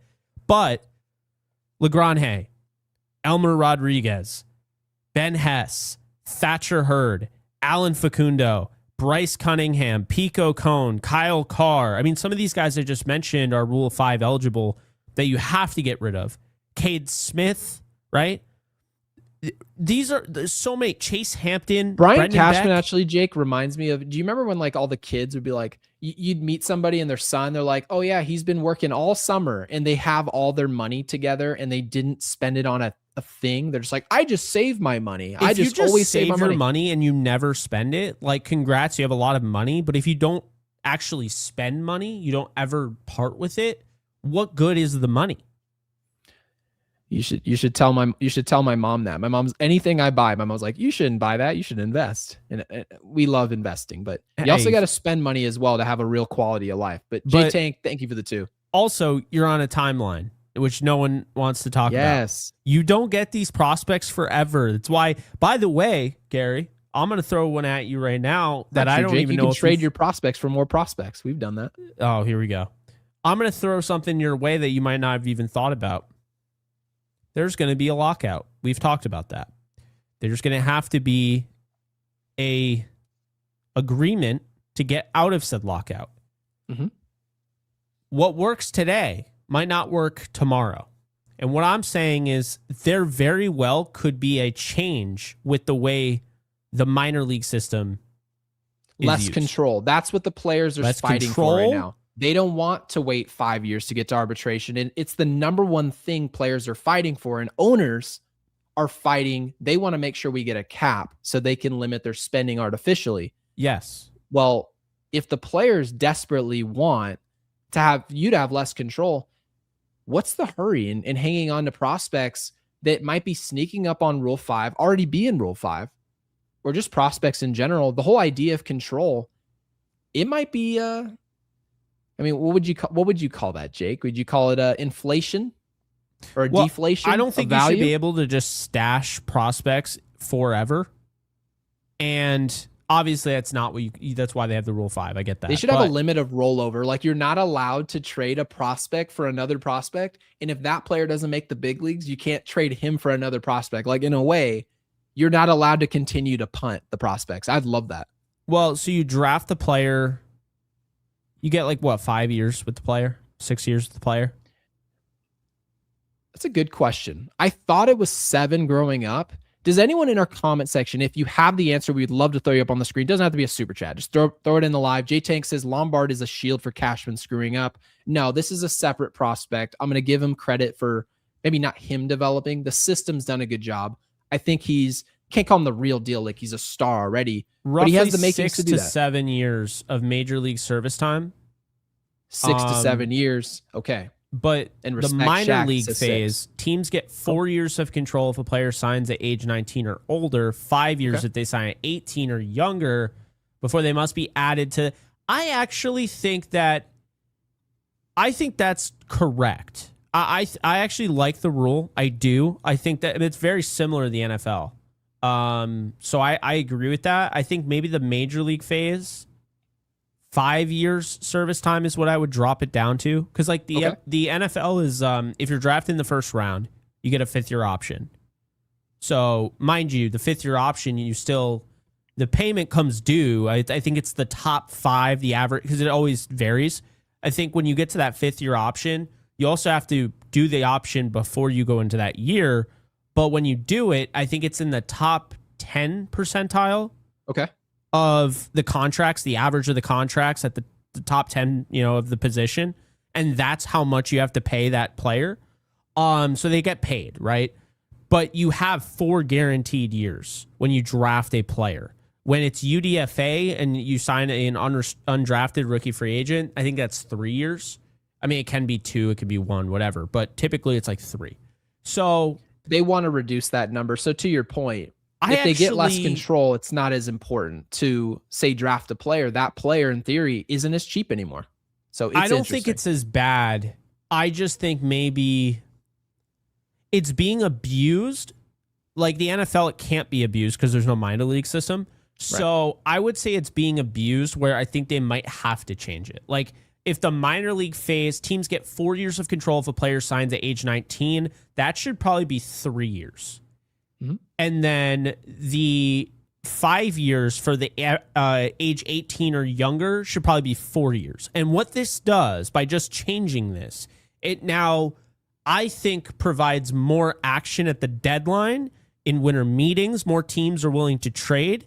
Because they've got to solve winter meetings. Winter meetings is a joke. Oh, I know. But we're just going over there and getting a latte and no one signs. Like, what are we doing? This is how this happens. You decide one way or another. Are you going with the vet or you bring up the prospect, right? So now maybe prospects that are on teams right now, like no offense, but Ollie Sanchez, maybe he's not on the Yankees. Maybe it's a different prospect that's on the Yankees right now. And that's the thing is that I'm not trying to push veterans out of the sport, but I am recognizing there's an issue here where we have 31-year-old JC Escarra in the minor leagues in AAA. It ends up in a situation where Tommy Pham is taking, no offense to Tommy Pham, well, actually offense to him, who cares? Yeah, he's a dick. Where all of a sudden teams are like, let's give Tommy Pham $8 million, and then the prospect just harbors at this. It's not as fun to watch as a fan. Just my take, I could be wrong. But no, but I mean, Kyle Carr was drafted in the 3rd round of 2023. And, he's 24 years old. It's like they have no plan in bringing him up. He's going to be, God, no. He's going to be a Rule 5 guy. He's going to spend his entire 20s, and then he'll start playing in Japan when he's 29 because the Yankees wasted his time. That's the nature of the minor leagues. And that's depending on where you're drafted, it sucks. That's another thing that sucks, Gary. I would argue Kyle Carr has more standing in the organization that drafted him and developed him, even though they're not calling him up and they trust him in the big leagues, but he has more standing than the team that's just trading for him. They don't know anything about him. They're just like, they have an idea like, oh yeah, we like the stuff. They don't know the player. They don't know the person. So like when you go there, it's like you lose kind of that seniority that maybe you had, even though you weren't called up to the big leagues. This to me is the problem with the way they do the minor league system. I mean, Brendan Beck is somebody, he's now 27, Gary. He's the 19th prospect. At one point, he was in the top 10. I mean, you're not trending the right direction. I guess his saving grace is that Will Warren was called up. He wasn't trending in the right direction either, and yet they called him up. But he never at the same time, in the minors, never. But the Yankees also behave with pitchers in a different way, especially in the rotate. We'll see what they do, and I hope it works out for them. We're always rooting for these guys. But Brian Bashman with the 5, he says, "Let the joyous news be spread. Our armless shortstop at last is dead." What? No way you came up with that. That's great. That's crazy. But Brian, put that in the Hall of Fame, Brian. That's incredible. Good, really Lord. Good there. And visuals. Thank you for the 5. He says, "What is Lombard's batting average right now?" And like Jake, we did pull that up. 286, I believe. 286. That's a guy who puts the ball in play. His on base percentage is 400. What does that tell us? You read between the lines. His chase rate should be low. 284 hitter. Don't want to be spreading misinformation. Right. Fake news. Yankees Unloaded. But yeah, visual. Fake news unloaded. Thank you for the 5. And Brian Bashman with the 5 says hard hit percentage and exit velocity are bad stats. They don't count for swings and misses. This is also something that Aaron Judge has accounted for. He swings and misses a lot. There's a lot of swing and miss in his game, but he's also realized if I swing and miss, it's much better to swing and miss as long as there's not 2 strikes than put the ball in play at a fielder. And he's been able to hone in that craft into winning a batting title and being an all-time great player. You don't have to have a low strikeout rate to be a great hitter. Judge has figured that out.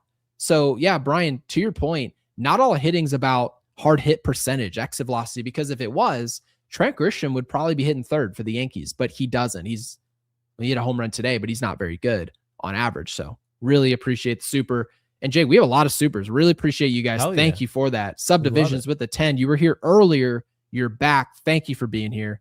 Again, guys, be sure to subscribe to Yankees Unloaded. If you're new, be part of our community and the 700 bots that are in here. Obviously, I'm joking, but 700 TV watchers, I assume they are. Hey, guys, as much as it destroys me to send Jason Dominguez down, I feel the exact same way. I'll continue. I can't defend his lack of production and such. I root for the kid so hard, but hustle only gets you so far. I hope this isn't it for him. Peace. Jake, I was a Jason Dominguez guy. I didn't think he'd be a star. I thought he could be a Diet Coke Melky Cabrera, and that's still a really good player for the Yankees. He's absolutely not as good of a defender. Probably has the Melky Cabrera cannon, by the way, that we saw in left field. But I'm a little disappointed in where we've gotten with Jason Dominguez. He's had plenty of playing time and runway to at least show us something in momentum the right direction. He just didn't do it, Jake. Yeah, I think I'm a little higher on Jason Dominguez than you are. Definitely not as high on him as my father is. My father is really convinced that he's going to be something. And he's super young, too. He's only 23. So, I mean, to be fair, he's got a cannon of an arm that I think I started to notice. You had guys that were starting to really slow down and like have to really, he started to develop that reputation. I mean, I mentioned it in the Chicago series. You saw it right away. Bregman slows down at second. He didn't even attempt to go to third. And it's like, I do like having that killer arm. I like the speed. The base running mistakes, that just can't happen, man. Oh my God. I will tell you right now, it's not an excuse for him. I'm going to say this with actual passion behind it. I fucking hate the way they use replay in some of those instances. It's not like the third base play where he slides way off the base and then has to like get back and touch it. The one where he like barely goes off the base, that to me is not what review was for. That was Yes never Network agrees with you. That's something that Michael K's brought up many times. It's not why replay was here. And the same with the NFL. And it's not meant to overturn some ticky-tack call. The guy who didn't catch it for a millisecond, and they're like, oh. It's meant to get rid of the Galarraga play. That's the point. Yes. You ruin a perfect game, or we're in a postseason game, there's a bang-bang call in 8th inning, and it's 2-1. We need to get that right. But for a guy to lift his foot for a second, now I gave you all of the context there, right? Like I justified that it's a stupid challenge. Now let me get to Jason Dominguez. Mm-hmm. That is moronic, son. Mm-hmm. For you to come off the base, and by the way, he didn't just slide off the base. It could not have been a worse slide, and I'll tell you why. Remember, just earlier this week, he slides into third base. The explanation was, I slid too late. That was the problem. And he didn't make any excuses. He said, I slid too late. It's on me. So you think, oh, this must be accountability. Therefore, something will change. What happens today? Late slide. He goes head first again, which has been the problem in its own right. He says, I need to slide feet first. Doesn't on this play. Slides head first and slides late. And his arm is sitting here rubber banding around. You're just making stupid plays, and I can't defend you. You're not a good enough baseball player to make these mistakes. If no one's going to say it, I will. If you hit 225 and pop's not in your game, your defense isn't incredible. and you make bad base running mistakes, I'm sorry, Jason, you're going to be sent down. You're going to Scranton, and this is coming from someone who wanted you over Spencer Jones. Not to say Spencer wouldn't be great. I thought your game would be more developed and ready by at this point in 2026 than Jones. Jason Dominguez plays stupid baseball. He's really Jazz Jr. And I know Jazz is a junior. He's Jazz Jr. He's the third. It's just stupid baseball. It is. He has everything that he needs to have except what's going on in here. I'm just not sure what he's thinking. You see this 2023, right? You see all this. Do you think, I saw in the comment section, do you think Tommy John has anything to do with this? Do you think, like, because and understand this isn't an excuse. This is actually kind of the rule here. This is kind of setting the tone. Tommy John changed J-Dom. I'm seeing that in the comment section. Is it fair to say that, yes, he's 23, and yes, he's gotten better in some facets, like he's better in right field, right? We know that. But is it fair to say that the player that first came up in the Bronx, and ironically, when we're talking about him, he was the last guy to hit a home run in his debut until today with Luis Garcia Jr. Is it fair to say that maybe the guy that Jason Dominguez, the name that was behind that guy was gone the moment he got the Tommy John surgery? No. You don't think so? 0% chance. Because where did this go? Where did all of this go? He's not even the same bat. How long was this sustained, by the way? Well, he had the Tommy John surgery. No, I'm asking how long was he doing this before the Tommy John? Like 2 weeks, 3 weeks. He did this for 2 weeks. If we looked at Austin Wells' Baseball Savant over this past 2-week stretch, it would show this. Exactly what you see here, it would show this. So here's my whole opinion. Shohei Ohtani, who's obviously the far superior skill set. We understand this. Mm-hmm. Not only did he have the same exact surgery on the same exact elbow, he hit as a DH while rehabbing his Tommy John and still performed. So again, needs to be addressed. That's Shohei Ohtani, and this is Jason Dominguez. I cannot shouldn't call it scapegoat. There has to be another word for it, something a little lesser here. I can't justify that Tommy John surgery just sucked out the talent and production out of this player. Did it help? Probably not. Instead of developing, he's sitting in the trainer's room at a portion of his career where he probably needs to be playing.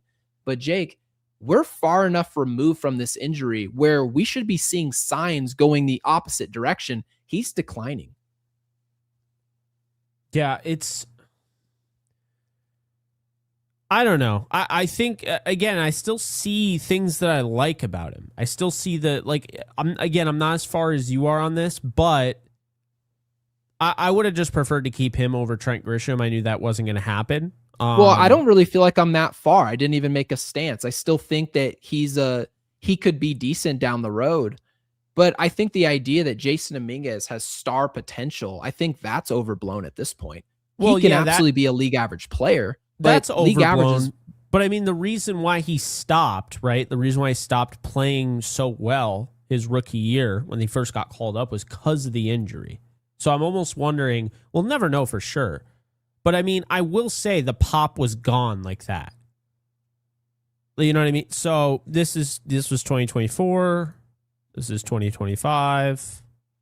The arm strength is still spry, but I just can't. There's no way to prove it, so I just don't really feel like there's value in the There's no reason for me to hold a stance that can't be proven or disproven, if that makes sense. No, that makes perfect sense. That's just how I feel about bringing up a different angle. I'm not saying one way or another. I'm just saying, like for me, Dominguez is good in the minors. It's not like he was shredding it. He didn't look like Bryce Harper in Double A or anything. He didn't look like Spencer Jones either. I mean, no, he was like 850 OPS, 270 to 280 batting average, right? But I don't think we've seen the last of him. And honestly, I don't know why. The way it's talked about when he gets sent down, it's weird. Now that like the trade deadline has come and gone, like I don't think people understand. Like he is here to stay for the rest of the year. Like they're not going to DFA him. So He's he probably, might be if gone anything, in winter. It could be the but winter. It could be the winter he's gone because he still has value. Other teams probably, they're not going to look at him and be like, oh, do we want what Jason Dominguez did for the Yankees in 2026? No, that's not why a team would trade for him. You would trade for him that's correct. because of what he did before the Tommy John surgery, which again, I don't think had any impact. But you saw at least a 2 to 3 week stretch where you said, okay, he has all the skill set. He has the arm. Can we coach the bad IQ? He has a bad baseball IQ. It's just a fact. Can we coach that out of him? Maybe a Blue Jays team thinks they can, who obviously teaches and they think that they're more in control of IQ. But subdivisions, thank you for the 10. He says, hey guys, as much as it destroys me, I already read this. Appreciate you. I had you burned into the screen. That was my problem. And Scott Ross, thank you for the 10. He says, I'm going to choose to support the new baby bombers, Jones, Lombard, Cam, Garcia, etc., and hope the big boys can come back. Let's write a story that in November, nobody believes happened. It's all we got. We have no control over it, so might as well, right? We don't love what they did. It's over. And now we start complaining in the winter again, and you rinse and repeat. But before that happens, I'm not calling them the baby bombers. I refuse. We got to come up with a new nickname. Yeah, the baby bombers. We got to come up with a new. No, you're Scott, right. thank But you I for like the where Superman. Scott's head's at. I will say this, Gary. We've talked about what could be the post deadline lineup when everyone's healthy versus righties. Yeah. That bench can only have 4 players. We haven't really discussed that. I don't love that. I'm gonna bring this up. Right? I know it's annoying, but I hate that you even reminded me that there's 4 spots. It just makes me question, what do they plan on doing with Stanton, man? So that's strange. The thing. Goldschmidt's a lock, right? Like unless he gets banged up or something, but he's a lock. No, Goldschmidt's a lock pinch hitting against lefties. He should be. Caballero's a lock. Yep. So now you have 2 spots. Ramos is a lock because you didn't just trade away your 5th overall prospect Dominguez for him. seems out now unless there's another injury or there's a setback to Judge. He's out. There's not a spot for Dominguez. No, Dominguez isn't on that. No, roster. I'm sorry. That was obvious. There's not a spot for Stanton. There's just not a spot for Stanton. Who's the 4th guy, by the way? Well, the 4th guy would be Spencer Jones or Trent Grisham, whoever isn't playing. I think it'll be Grisham. I think they're gonna, by the time the end of the season comes around, I think Jones will show more than Trent Grisham, which isn't saying a whole lot. I think who's Jones is starting by that point behind Austin, because Austin Wells can't hit lefties at all. So he's just we didn't even put a catcher out. there. That's what I'm saying. I don't love this. This is a nightmare. This is a nightmare.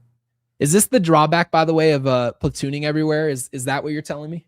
Yeah, they're platooning like they just are like, yeah, you can have 17 batters. It's like, no, that's why the platoon thing is kind of overblown. That's just how you're choosing to use your 13 bats. There are other teams that are using their 13 bats differently. And a good example of this, we've seen it before.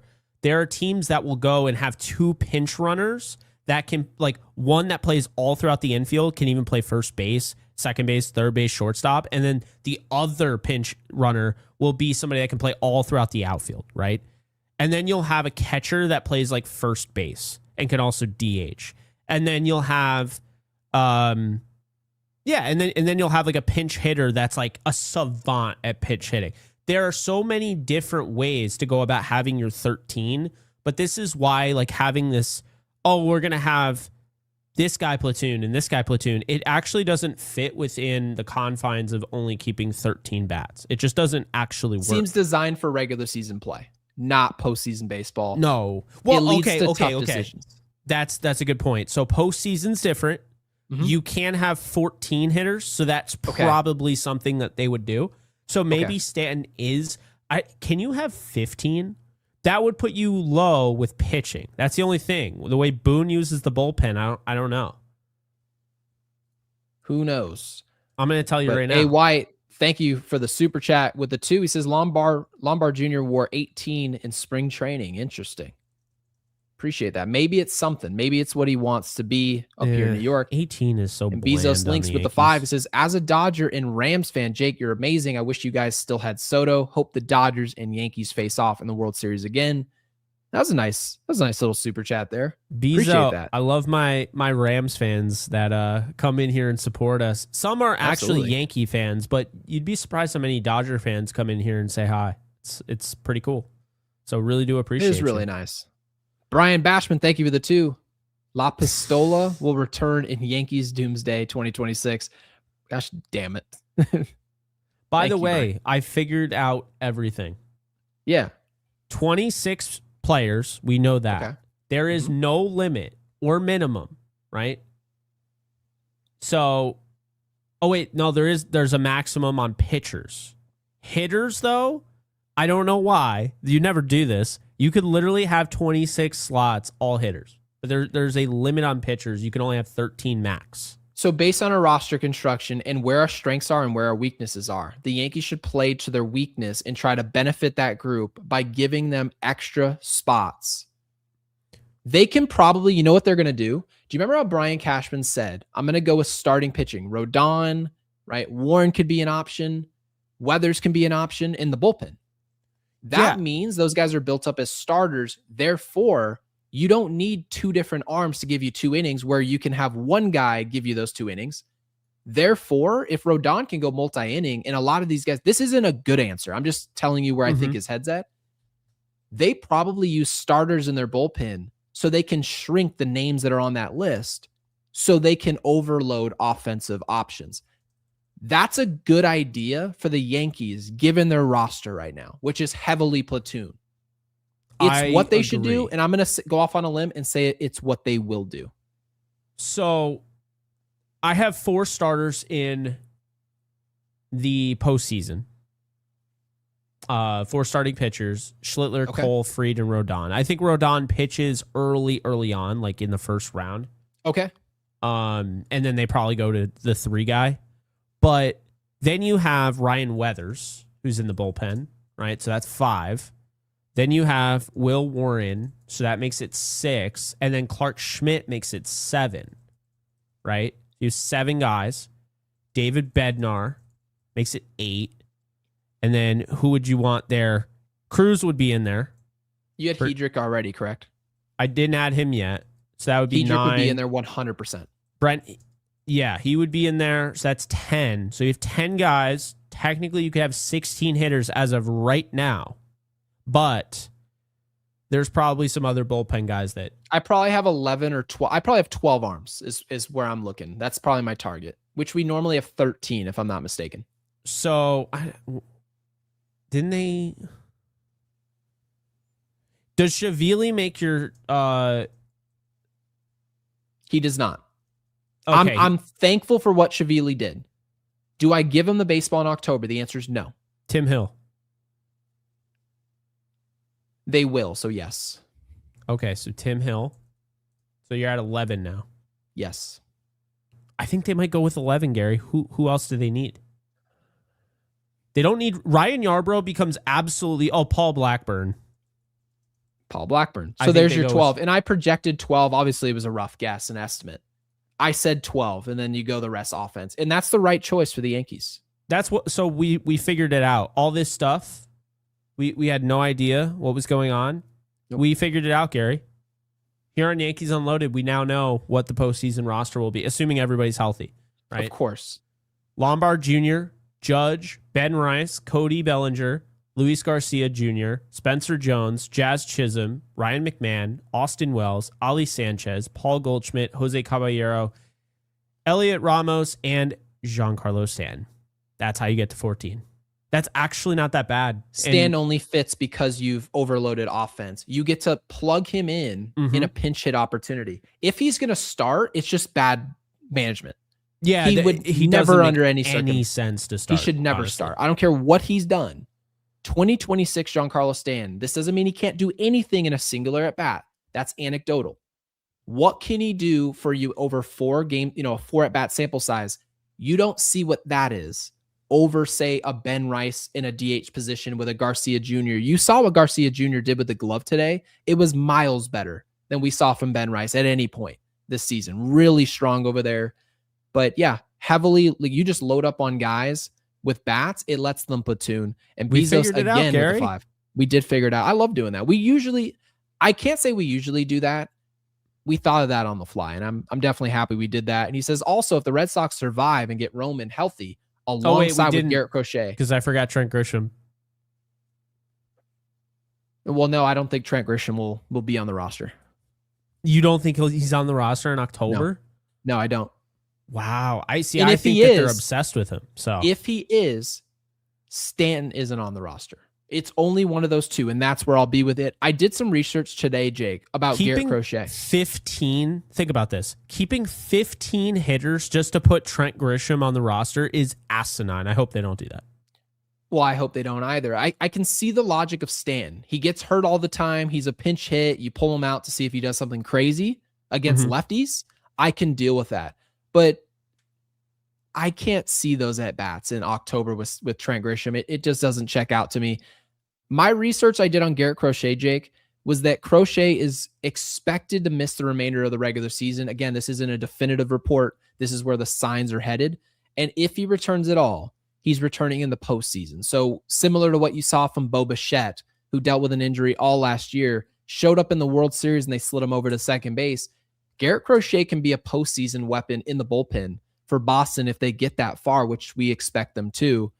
Very interesting team. Boston's probably the most interesting team in baseball. I don't even really find what the Dodgers are doing too interesting. It's very club ball-esque at this point. They have so much talent that what's my takeaway? There's not really anything building. Boston's been pretty incredible with what they've done. So yeah, we want to see Garrett Crochet healthy. We've said that, Jake, but maybe not against us.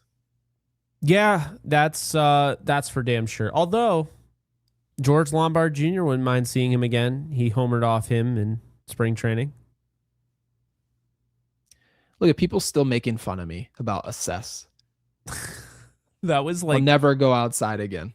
Oh my God. I'll have a bag on my head September 8th at the stadium. That's Guy hilarious. with the 5, he says, I think Cashman punted. He may know that Judge isn't coming back and knows Tampa and Red Sox improved. It seems like maneuvering for the next season, it would be less than ideal. I disagree entirely. I understand it's frustrating. I don't agree with it. I really think Cashman feels like this is good enough.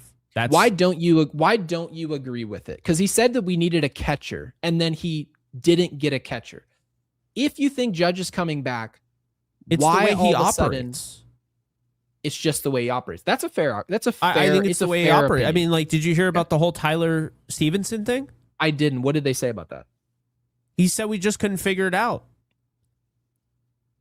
He said like that we couldn't match it up. Oh, we couldn't match up. I've heard that before. He's saying that the Reds were asking too much for Tyler Stevenson. I don't know what the Reds were asking, but like, what the hell? Like, so, but also you lose this credibility when you say they're asking too much. When you go out and you give the 5th overall prospect and the 13th overall prospect for Ramos. That's the problem I have here. There's a disconnect. He does things without a concrete plan. That's the problem. And when you do that, you end up finding that all this value that you're saving from making these deals, you actually realize you're leaving a lot of meat on the bone still, because then you do these deals and you still end up giving up value. You end up overpaying random trades. He overpaid also have to be Ramos. Fair to Guy here. Guy is essentially saying, because it looks like you have no plan, how can you consider having no plan when the best offensive option in the game returns in September? When Cody Bellinger shows up in 3 to 4 weeks, how can you show up knowing all this is returning and have no plan at catcher? But Judge have no plan is coming at these positions. back. Like, I understand. Yeah, if he wasn't coming back, they wouldn't have made any trades whatsoever. To be fair, they really didn't make. I don't really feel like they mortgaged really anything. They essentially took zero risk with what they did, technically speaking, to defend Guy here. And I want to do that. If Judge was out and he's not coming back this season, they still could have executed these trades. They lacked that type of aggressiveness. They really, if you think about it, Lalane, we didn't like the trade. They lost the trade, but they didn't mortgage the future. Nobody went outbound. Jason Dominguez isn't outbound. Spencer Jones didn't go outbound. George Lombard Jr. he's here, right? He's called up immediately. That was in their plan. They knew this a week ago that they were going to do this.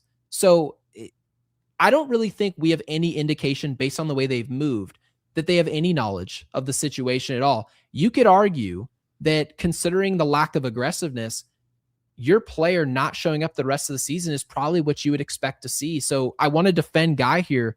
I can't say Guy's wrong. I don't know what we're going to get from Judge, but based on the language of Brian Cashman today, he sounded like it was a coin flip for Aaron Judge to show up at all. They're like, we hope for the best and I wish him the best. And it's a weird way to describe the future of a player. I mean, Jake, you're talking about roughly a little over 3 weeks from now, we would be expecting Aaron Judge to be headed towards the field. But based on that language, he hasn't even started lifting, let alone swinging a bat, throwing a baseball, running. It's a weird situation that the Yankees are in. So, Guy, Jake disagrees. I am completely uninformed. I don't know. I honestly, it wasn't aggressive enough of a deadline for me to indicate elsewhere, but I would ask the question. So, really thought-provoking super chat there. Izzy with the 5 says, we got a room full of special teams players at the deadline. At Gunner alongside Jake, I know you love that. Yeah. And Holder, I tried to warn everyone we would be gaslit. Here we are. Jake, what do you think about that? The special teams. I like that. That's pretty funny.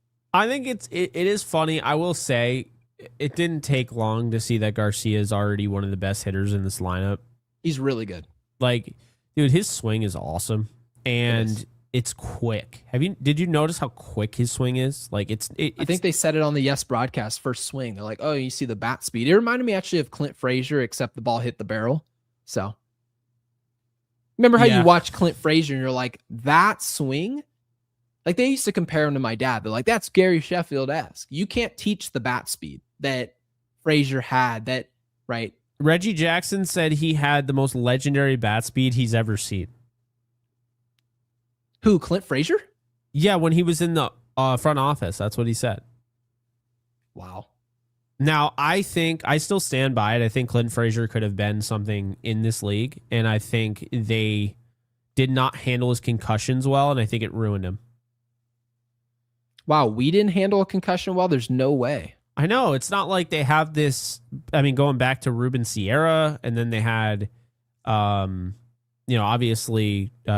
what's his name? Anthony Rizzo, and they didn't have my dad playing just off of labrum surgery and a broken wrist. They didn't have him playing first base. They didn't do that. This organization would never do something so stupid. By the way, keeping Angel Shavili in there as long as they did today was stupid as hell. He literally just pitched the other day. Like I didn't get that. You could tell he didn't have his stuff, and Boone was just like, all right. Wasn't it the exact same thing? And then we're going to get to Prize Picks here in a second. Wasn't it exactly what we saw them do with Giovanni Cruz before they sent him down? They used him for 2 innings. They probably used him too much. We argued that day. The very same day, Giovanni Cruz was sent down, and Jack Curry, everyone concluded, he'll be back. Don't worry. He pitched well. I feel for Giovanni, by the way. Yeah. Thank you for your services, buddy. It's like they picked you up. They act like they believe in you. You dominate in AAA, and they just keep edging you. They call you up, go down, call you up again, you go down. Then they call you up again after trading somebody away. You have this moment where you're on the mound and you're like, oh wow, I'm part of this team now. That's sick. Where did Giovanni go again? By the way, next day, the Nationals. The Nationals. Oh, the Nationals have the worst bullpen in the game. Giovanni. He might be their closer. Holy shit. I bet you anything. Maybe that is going to work out for him. He's probably happy, actually. I know he's not going to say that publicly. Him anyway. What am I talking about? You're right. And I get the whole Matt Blake angle. Wouldn't you rather be the closer, the Nationals, than just be some dude that they throw in garbage time for the Yankees? You're not going to be here long. So I think this is probably the best thing for his career, and we can probably just respect that as what it is. But Brian Bashman, thank you for the 2. He says, give me Shelly Duncan. Give me death. Brian, thank you for the super. And Brian with the 5 again says, it's hard to assess. Well, I appreciate it. He put asses. Judge's return timetable. Yeah, he did write asses. Eat shit, Derek. I'll never say asses again under any circumstances. Judge's return timetable until he has the next imaging scan. Guys, do we have any update on when that scan is? Jake, have they said anything to us about it? No, they haven't told us anything. So I don't know. Oh. Why wouldn't they tell us when they plan on looking again? I just can't see the logic there. I hate the way they deal with injuries. I think it's so annoying. Like, shit or get off the pot. You guys are irritating. It is. But Jake, let's get over. We've already gone an hour and 55. Let's get over. They the prize act like picks, it's a damn showcase. Like, it's like, oh, you want to ask us for injury? Oh, like they act like they're freaking guarding, Fort Knox. It's like, shut up. Every once in a while, Yes Network's like, we tried to push Aaron Judge for the answer. Like they try to make it seem like they're on our side. You guys aren't. I know the push is, hey Aaron, what'd you think? Yeah. Aaron, you coming back soon? I can't give you that information. We tried to pry it. I'm like, no, you didn't. No. Get John Boy over there. He'll try and pry it the way he talks to Boone. And they'll tell him to beat Rock just like they would us. Yep. By the way, I'm going to mention this before we get to prize picks that I hope has George Lombard Jr. as a play because I'm definitely going to select George Lombard Jr. My hopes aren't high that he'll be on there because, he just got here. That's true. Did you know he has an active 33 game on base streak in the minors? He's hitting 339 during that streak. He has an 1100 OPS. He struck out 20.5% of the time, which is obviously way down from where he was. He's walking 17.8% of the time. And if you're a WRC plus guy, which I'm not. 181 WRC plus, which is like that WRC plus could be 300. And I wouldn't care. It was more so the audience. I'm never going to push WRC plus as anything that I care about. That's a fair thing for you to do, Jake. You bring information that even we don't care about. Yep. But they might. Customers always right. Yeah, Yankees Muse tweeted it, so I wanted to give them a little bit of a, some shout out there. But all right, so great work, boys. Yeah. All right, let's do prize picks. Right? Yeah, let's do it. Here we go. Says ban Judge from diving for a ball. No, actually, ban Judge from playing defense again. Should be DH. Or you could just play the Trent Grisham type of I hate watching him in the outfield. That play today with a Yarbrough, the triple. My mom texted me about that. I remember doing that when we were playing wall ball. Like you would just end up in that weird position where you're just getting your foot on the wall before the ball hits the wall and you look like that. Trent Grisham did that in an actual professional sport. That was the most unathletic looking play ever. And then his throw barely made it to the cutoff, man. Ironically, the one thing we didn't need in that situation with 1 out, or actually 0 outs, we just didn't need a triple. That was the only thing we didn't need in that situation. And then he just plays it at the wall to be a hero when he doesn't play the ball well deep anyways. That's why he plays so deep. Is because he doesn't carom. It's like, are you kidding me? He tries to catch, like he didn't even try to catch it. He's just a kid, Jake. He's just a kid. He's not 30 yet. You know what he tried to, I'm just going to call him out right now. He tried to sandwich the ball between his chest and the wall. That's why he jumped into the wall. Like he never put his glove up. If you look, it looks like he's trying to he's trying to sandwich the ball in between his chest and the wall. It was so bad. I hated it. Not as bad as the fact he barely got it to the cutoff, man. I was thinking this guy's out by a mile, and Trent Grisham hadn't even gotten to the cutoff, man, when he's sliding. I'm like, are you kidding me? When I saw the ball go off his chest, I knew it was a trouble. It could have been inside the park home run. How long it took him to get it in. Could have been. But yeah, let's get over to prize picks and pray. Oh, there's Tarek Skubal. They don't even have a picture for him. They could have just used Chat GPT. There's Ryan Weathers, the most... I thought that was Tarek. Looks just like him when he's small. All right. Let's go to base hits here.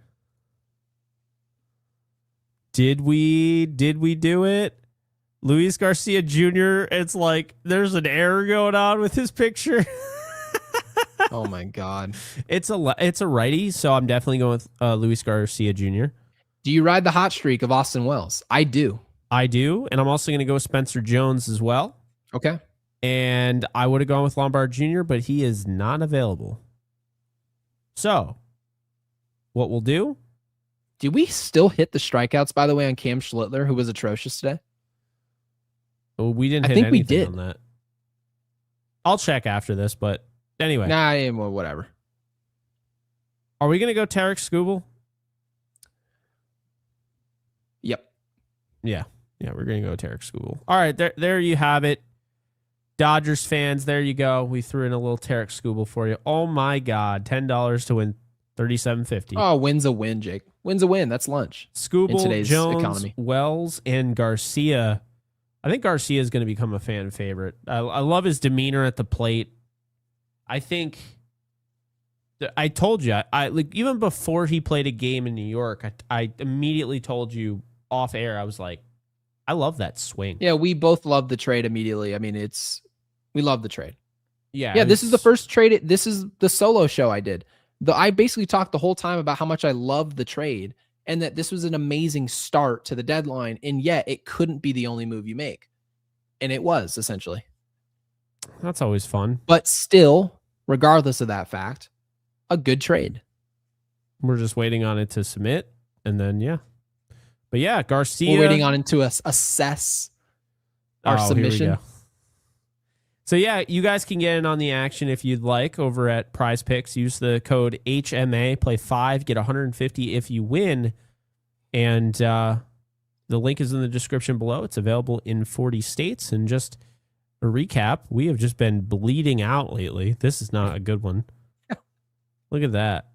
Jeremy Pena pushed. Bryce Terang did nothing. Yordan Alvarez did nothing. We might be the only people that. Oh, I did this one. Happy today. I did this one without you. That's what it was. On the one that you went to do dad duty, this was ours. Oh. Okay. Oh, so we bled on both, but you just bled more. You just continued. Wait, how did we get a did not play on Luis Garcia Jr.? Not that it mattered, but like what? I think he played. He had 2 hits. One of them was a home run. Anyway, that's Prize Picks.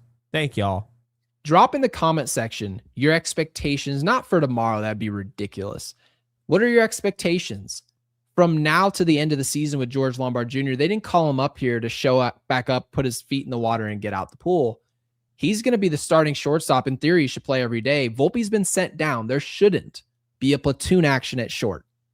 What are your expectations? Does he lead off? Does he hit at the bottom of the order and succeed down there the way Jason Dominguez did before his injury? Drop in the comments your expectations for the recently called up George Lombard Jr., the next star of the Yankees, hopefully. Jake, any last thoughts on your expectations for Lombard? I think he is going to be very surprising. Because I understand, with Spencer Jones, I said he's probably going to struggle early on, but just stick with him. I think it's going to work out. And sure enough, he started to gain some confidence and looked really good. Today, not so much. I think this was probably his worst day in a while. But I think with George Lombard Jr., I think he was way ready. And he's one of those prospects that you probably could have called up last year and he would have figured it out. But the thing that's going to be so valuable for him is how good he is with the glove. I think it's going to keep his mental, really on kind of the same even keel. Whereas like with Anthony Volpe, he didn't have the bat, and I think it bled into his glove. But I think with him, it's just you got to have one or the other. And he's got the glove, and he's hitting like crazy right now. They're calling him up during a 33 game on base streak. So it's I want to see him lean on the bat. There's nothing that's going to make a young player more comfortable than contributing offensively. I understand that the gloves is calling card. Just like Jason Dominguez, if he didn't get hurt, you'd like to believe at the very least you're building some momentum and you're showing you belong. I mean, after all, defense is quite literally the easiest thing to do in this game. It's not close. Hitting clearly the most difficult. I need Lombard Jr. to be protected in this lineup. It's the reason I offered of whether or not I think he could lead off for this team and it really could work. Obviously, some people are going to want to hide him down the bottom, and I completely understand it. I don't have a problem with it. But yeah, I'm gonna say right now, George Lombard Jr., when the team gets healthy, that's my expectation of when he's going to take off. I think this little stretch without Cody Bellinger and without other options as the lineup deepens out, I think that's where we're going to see having to rely on the glove. But once you start seeing the full strength lineup with Judge and everyone else in there, I think right then is when we see this player and George Lombard Jr.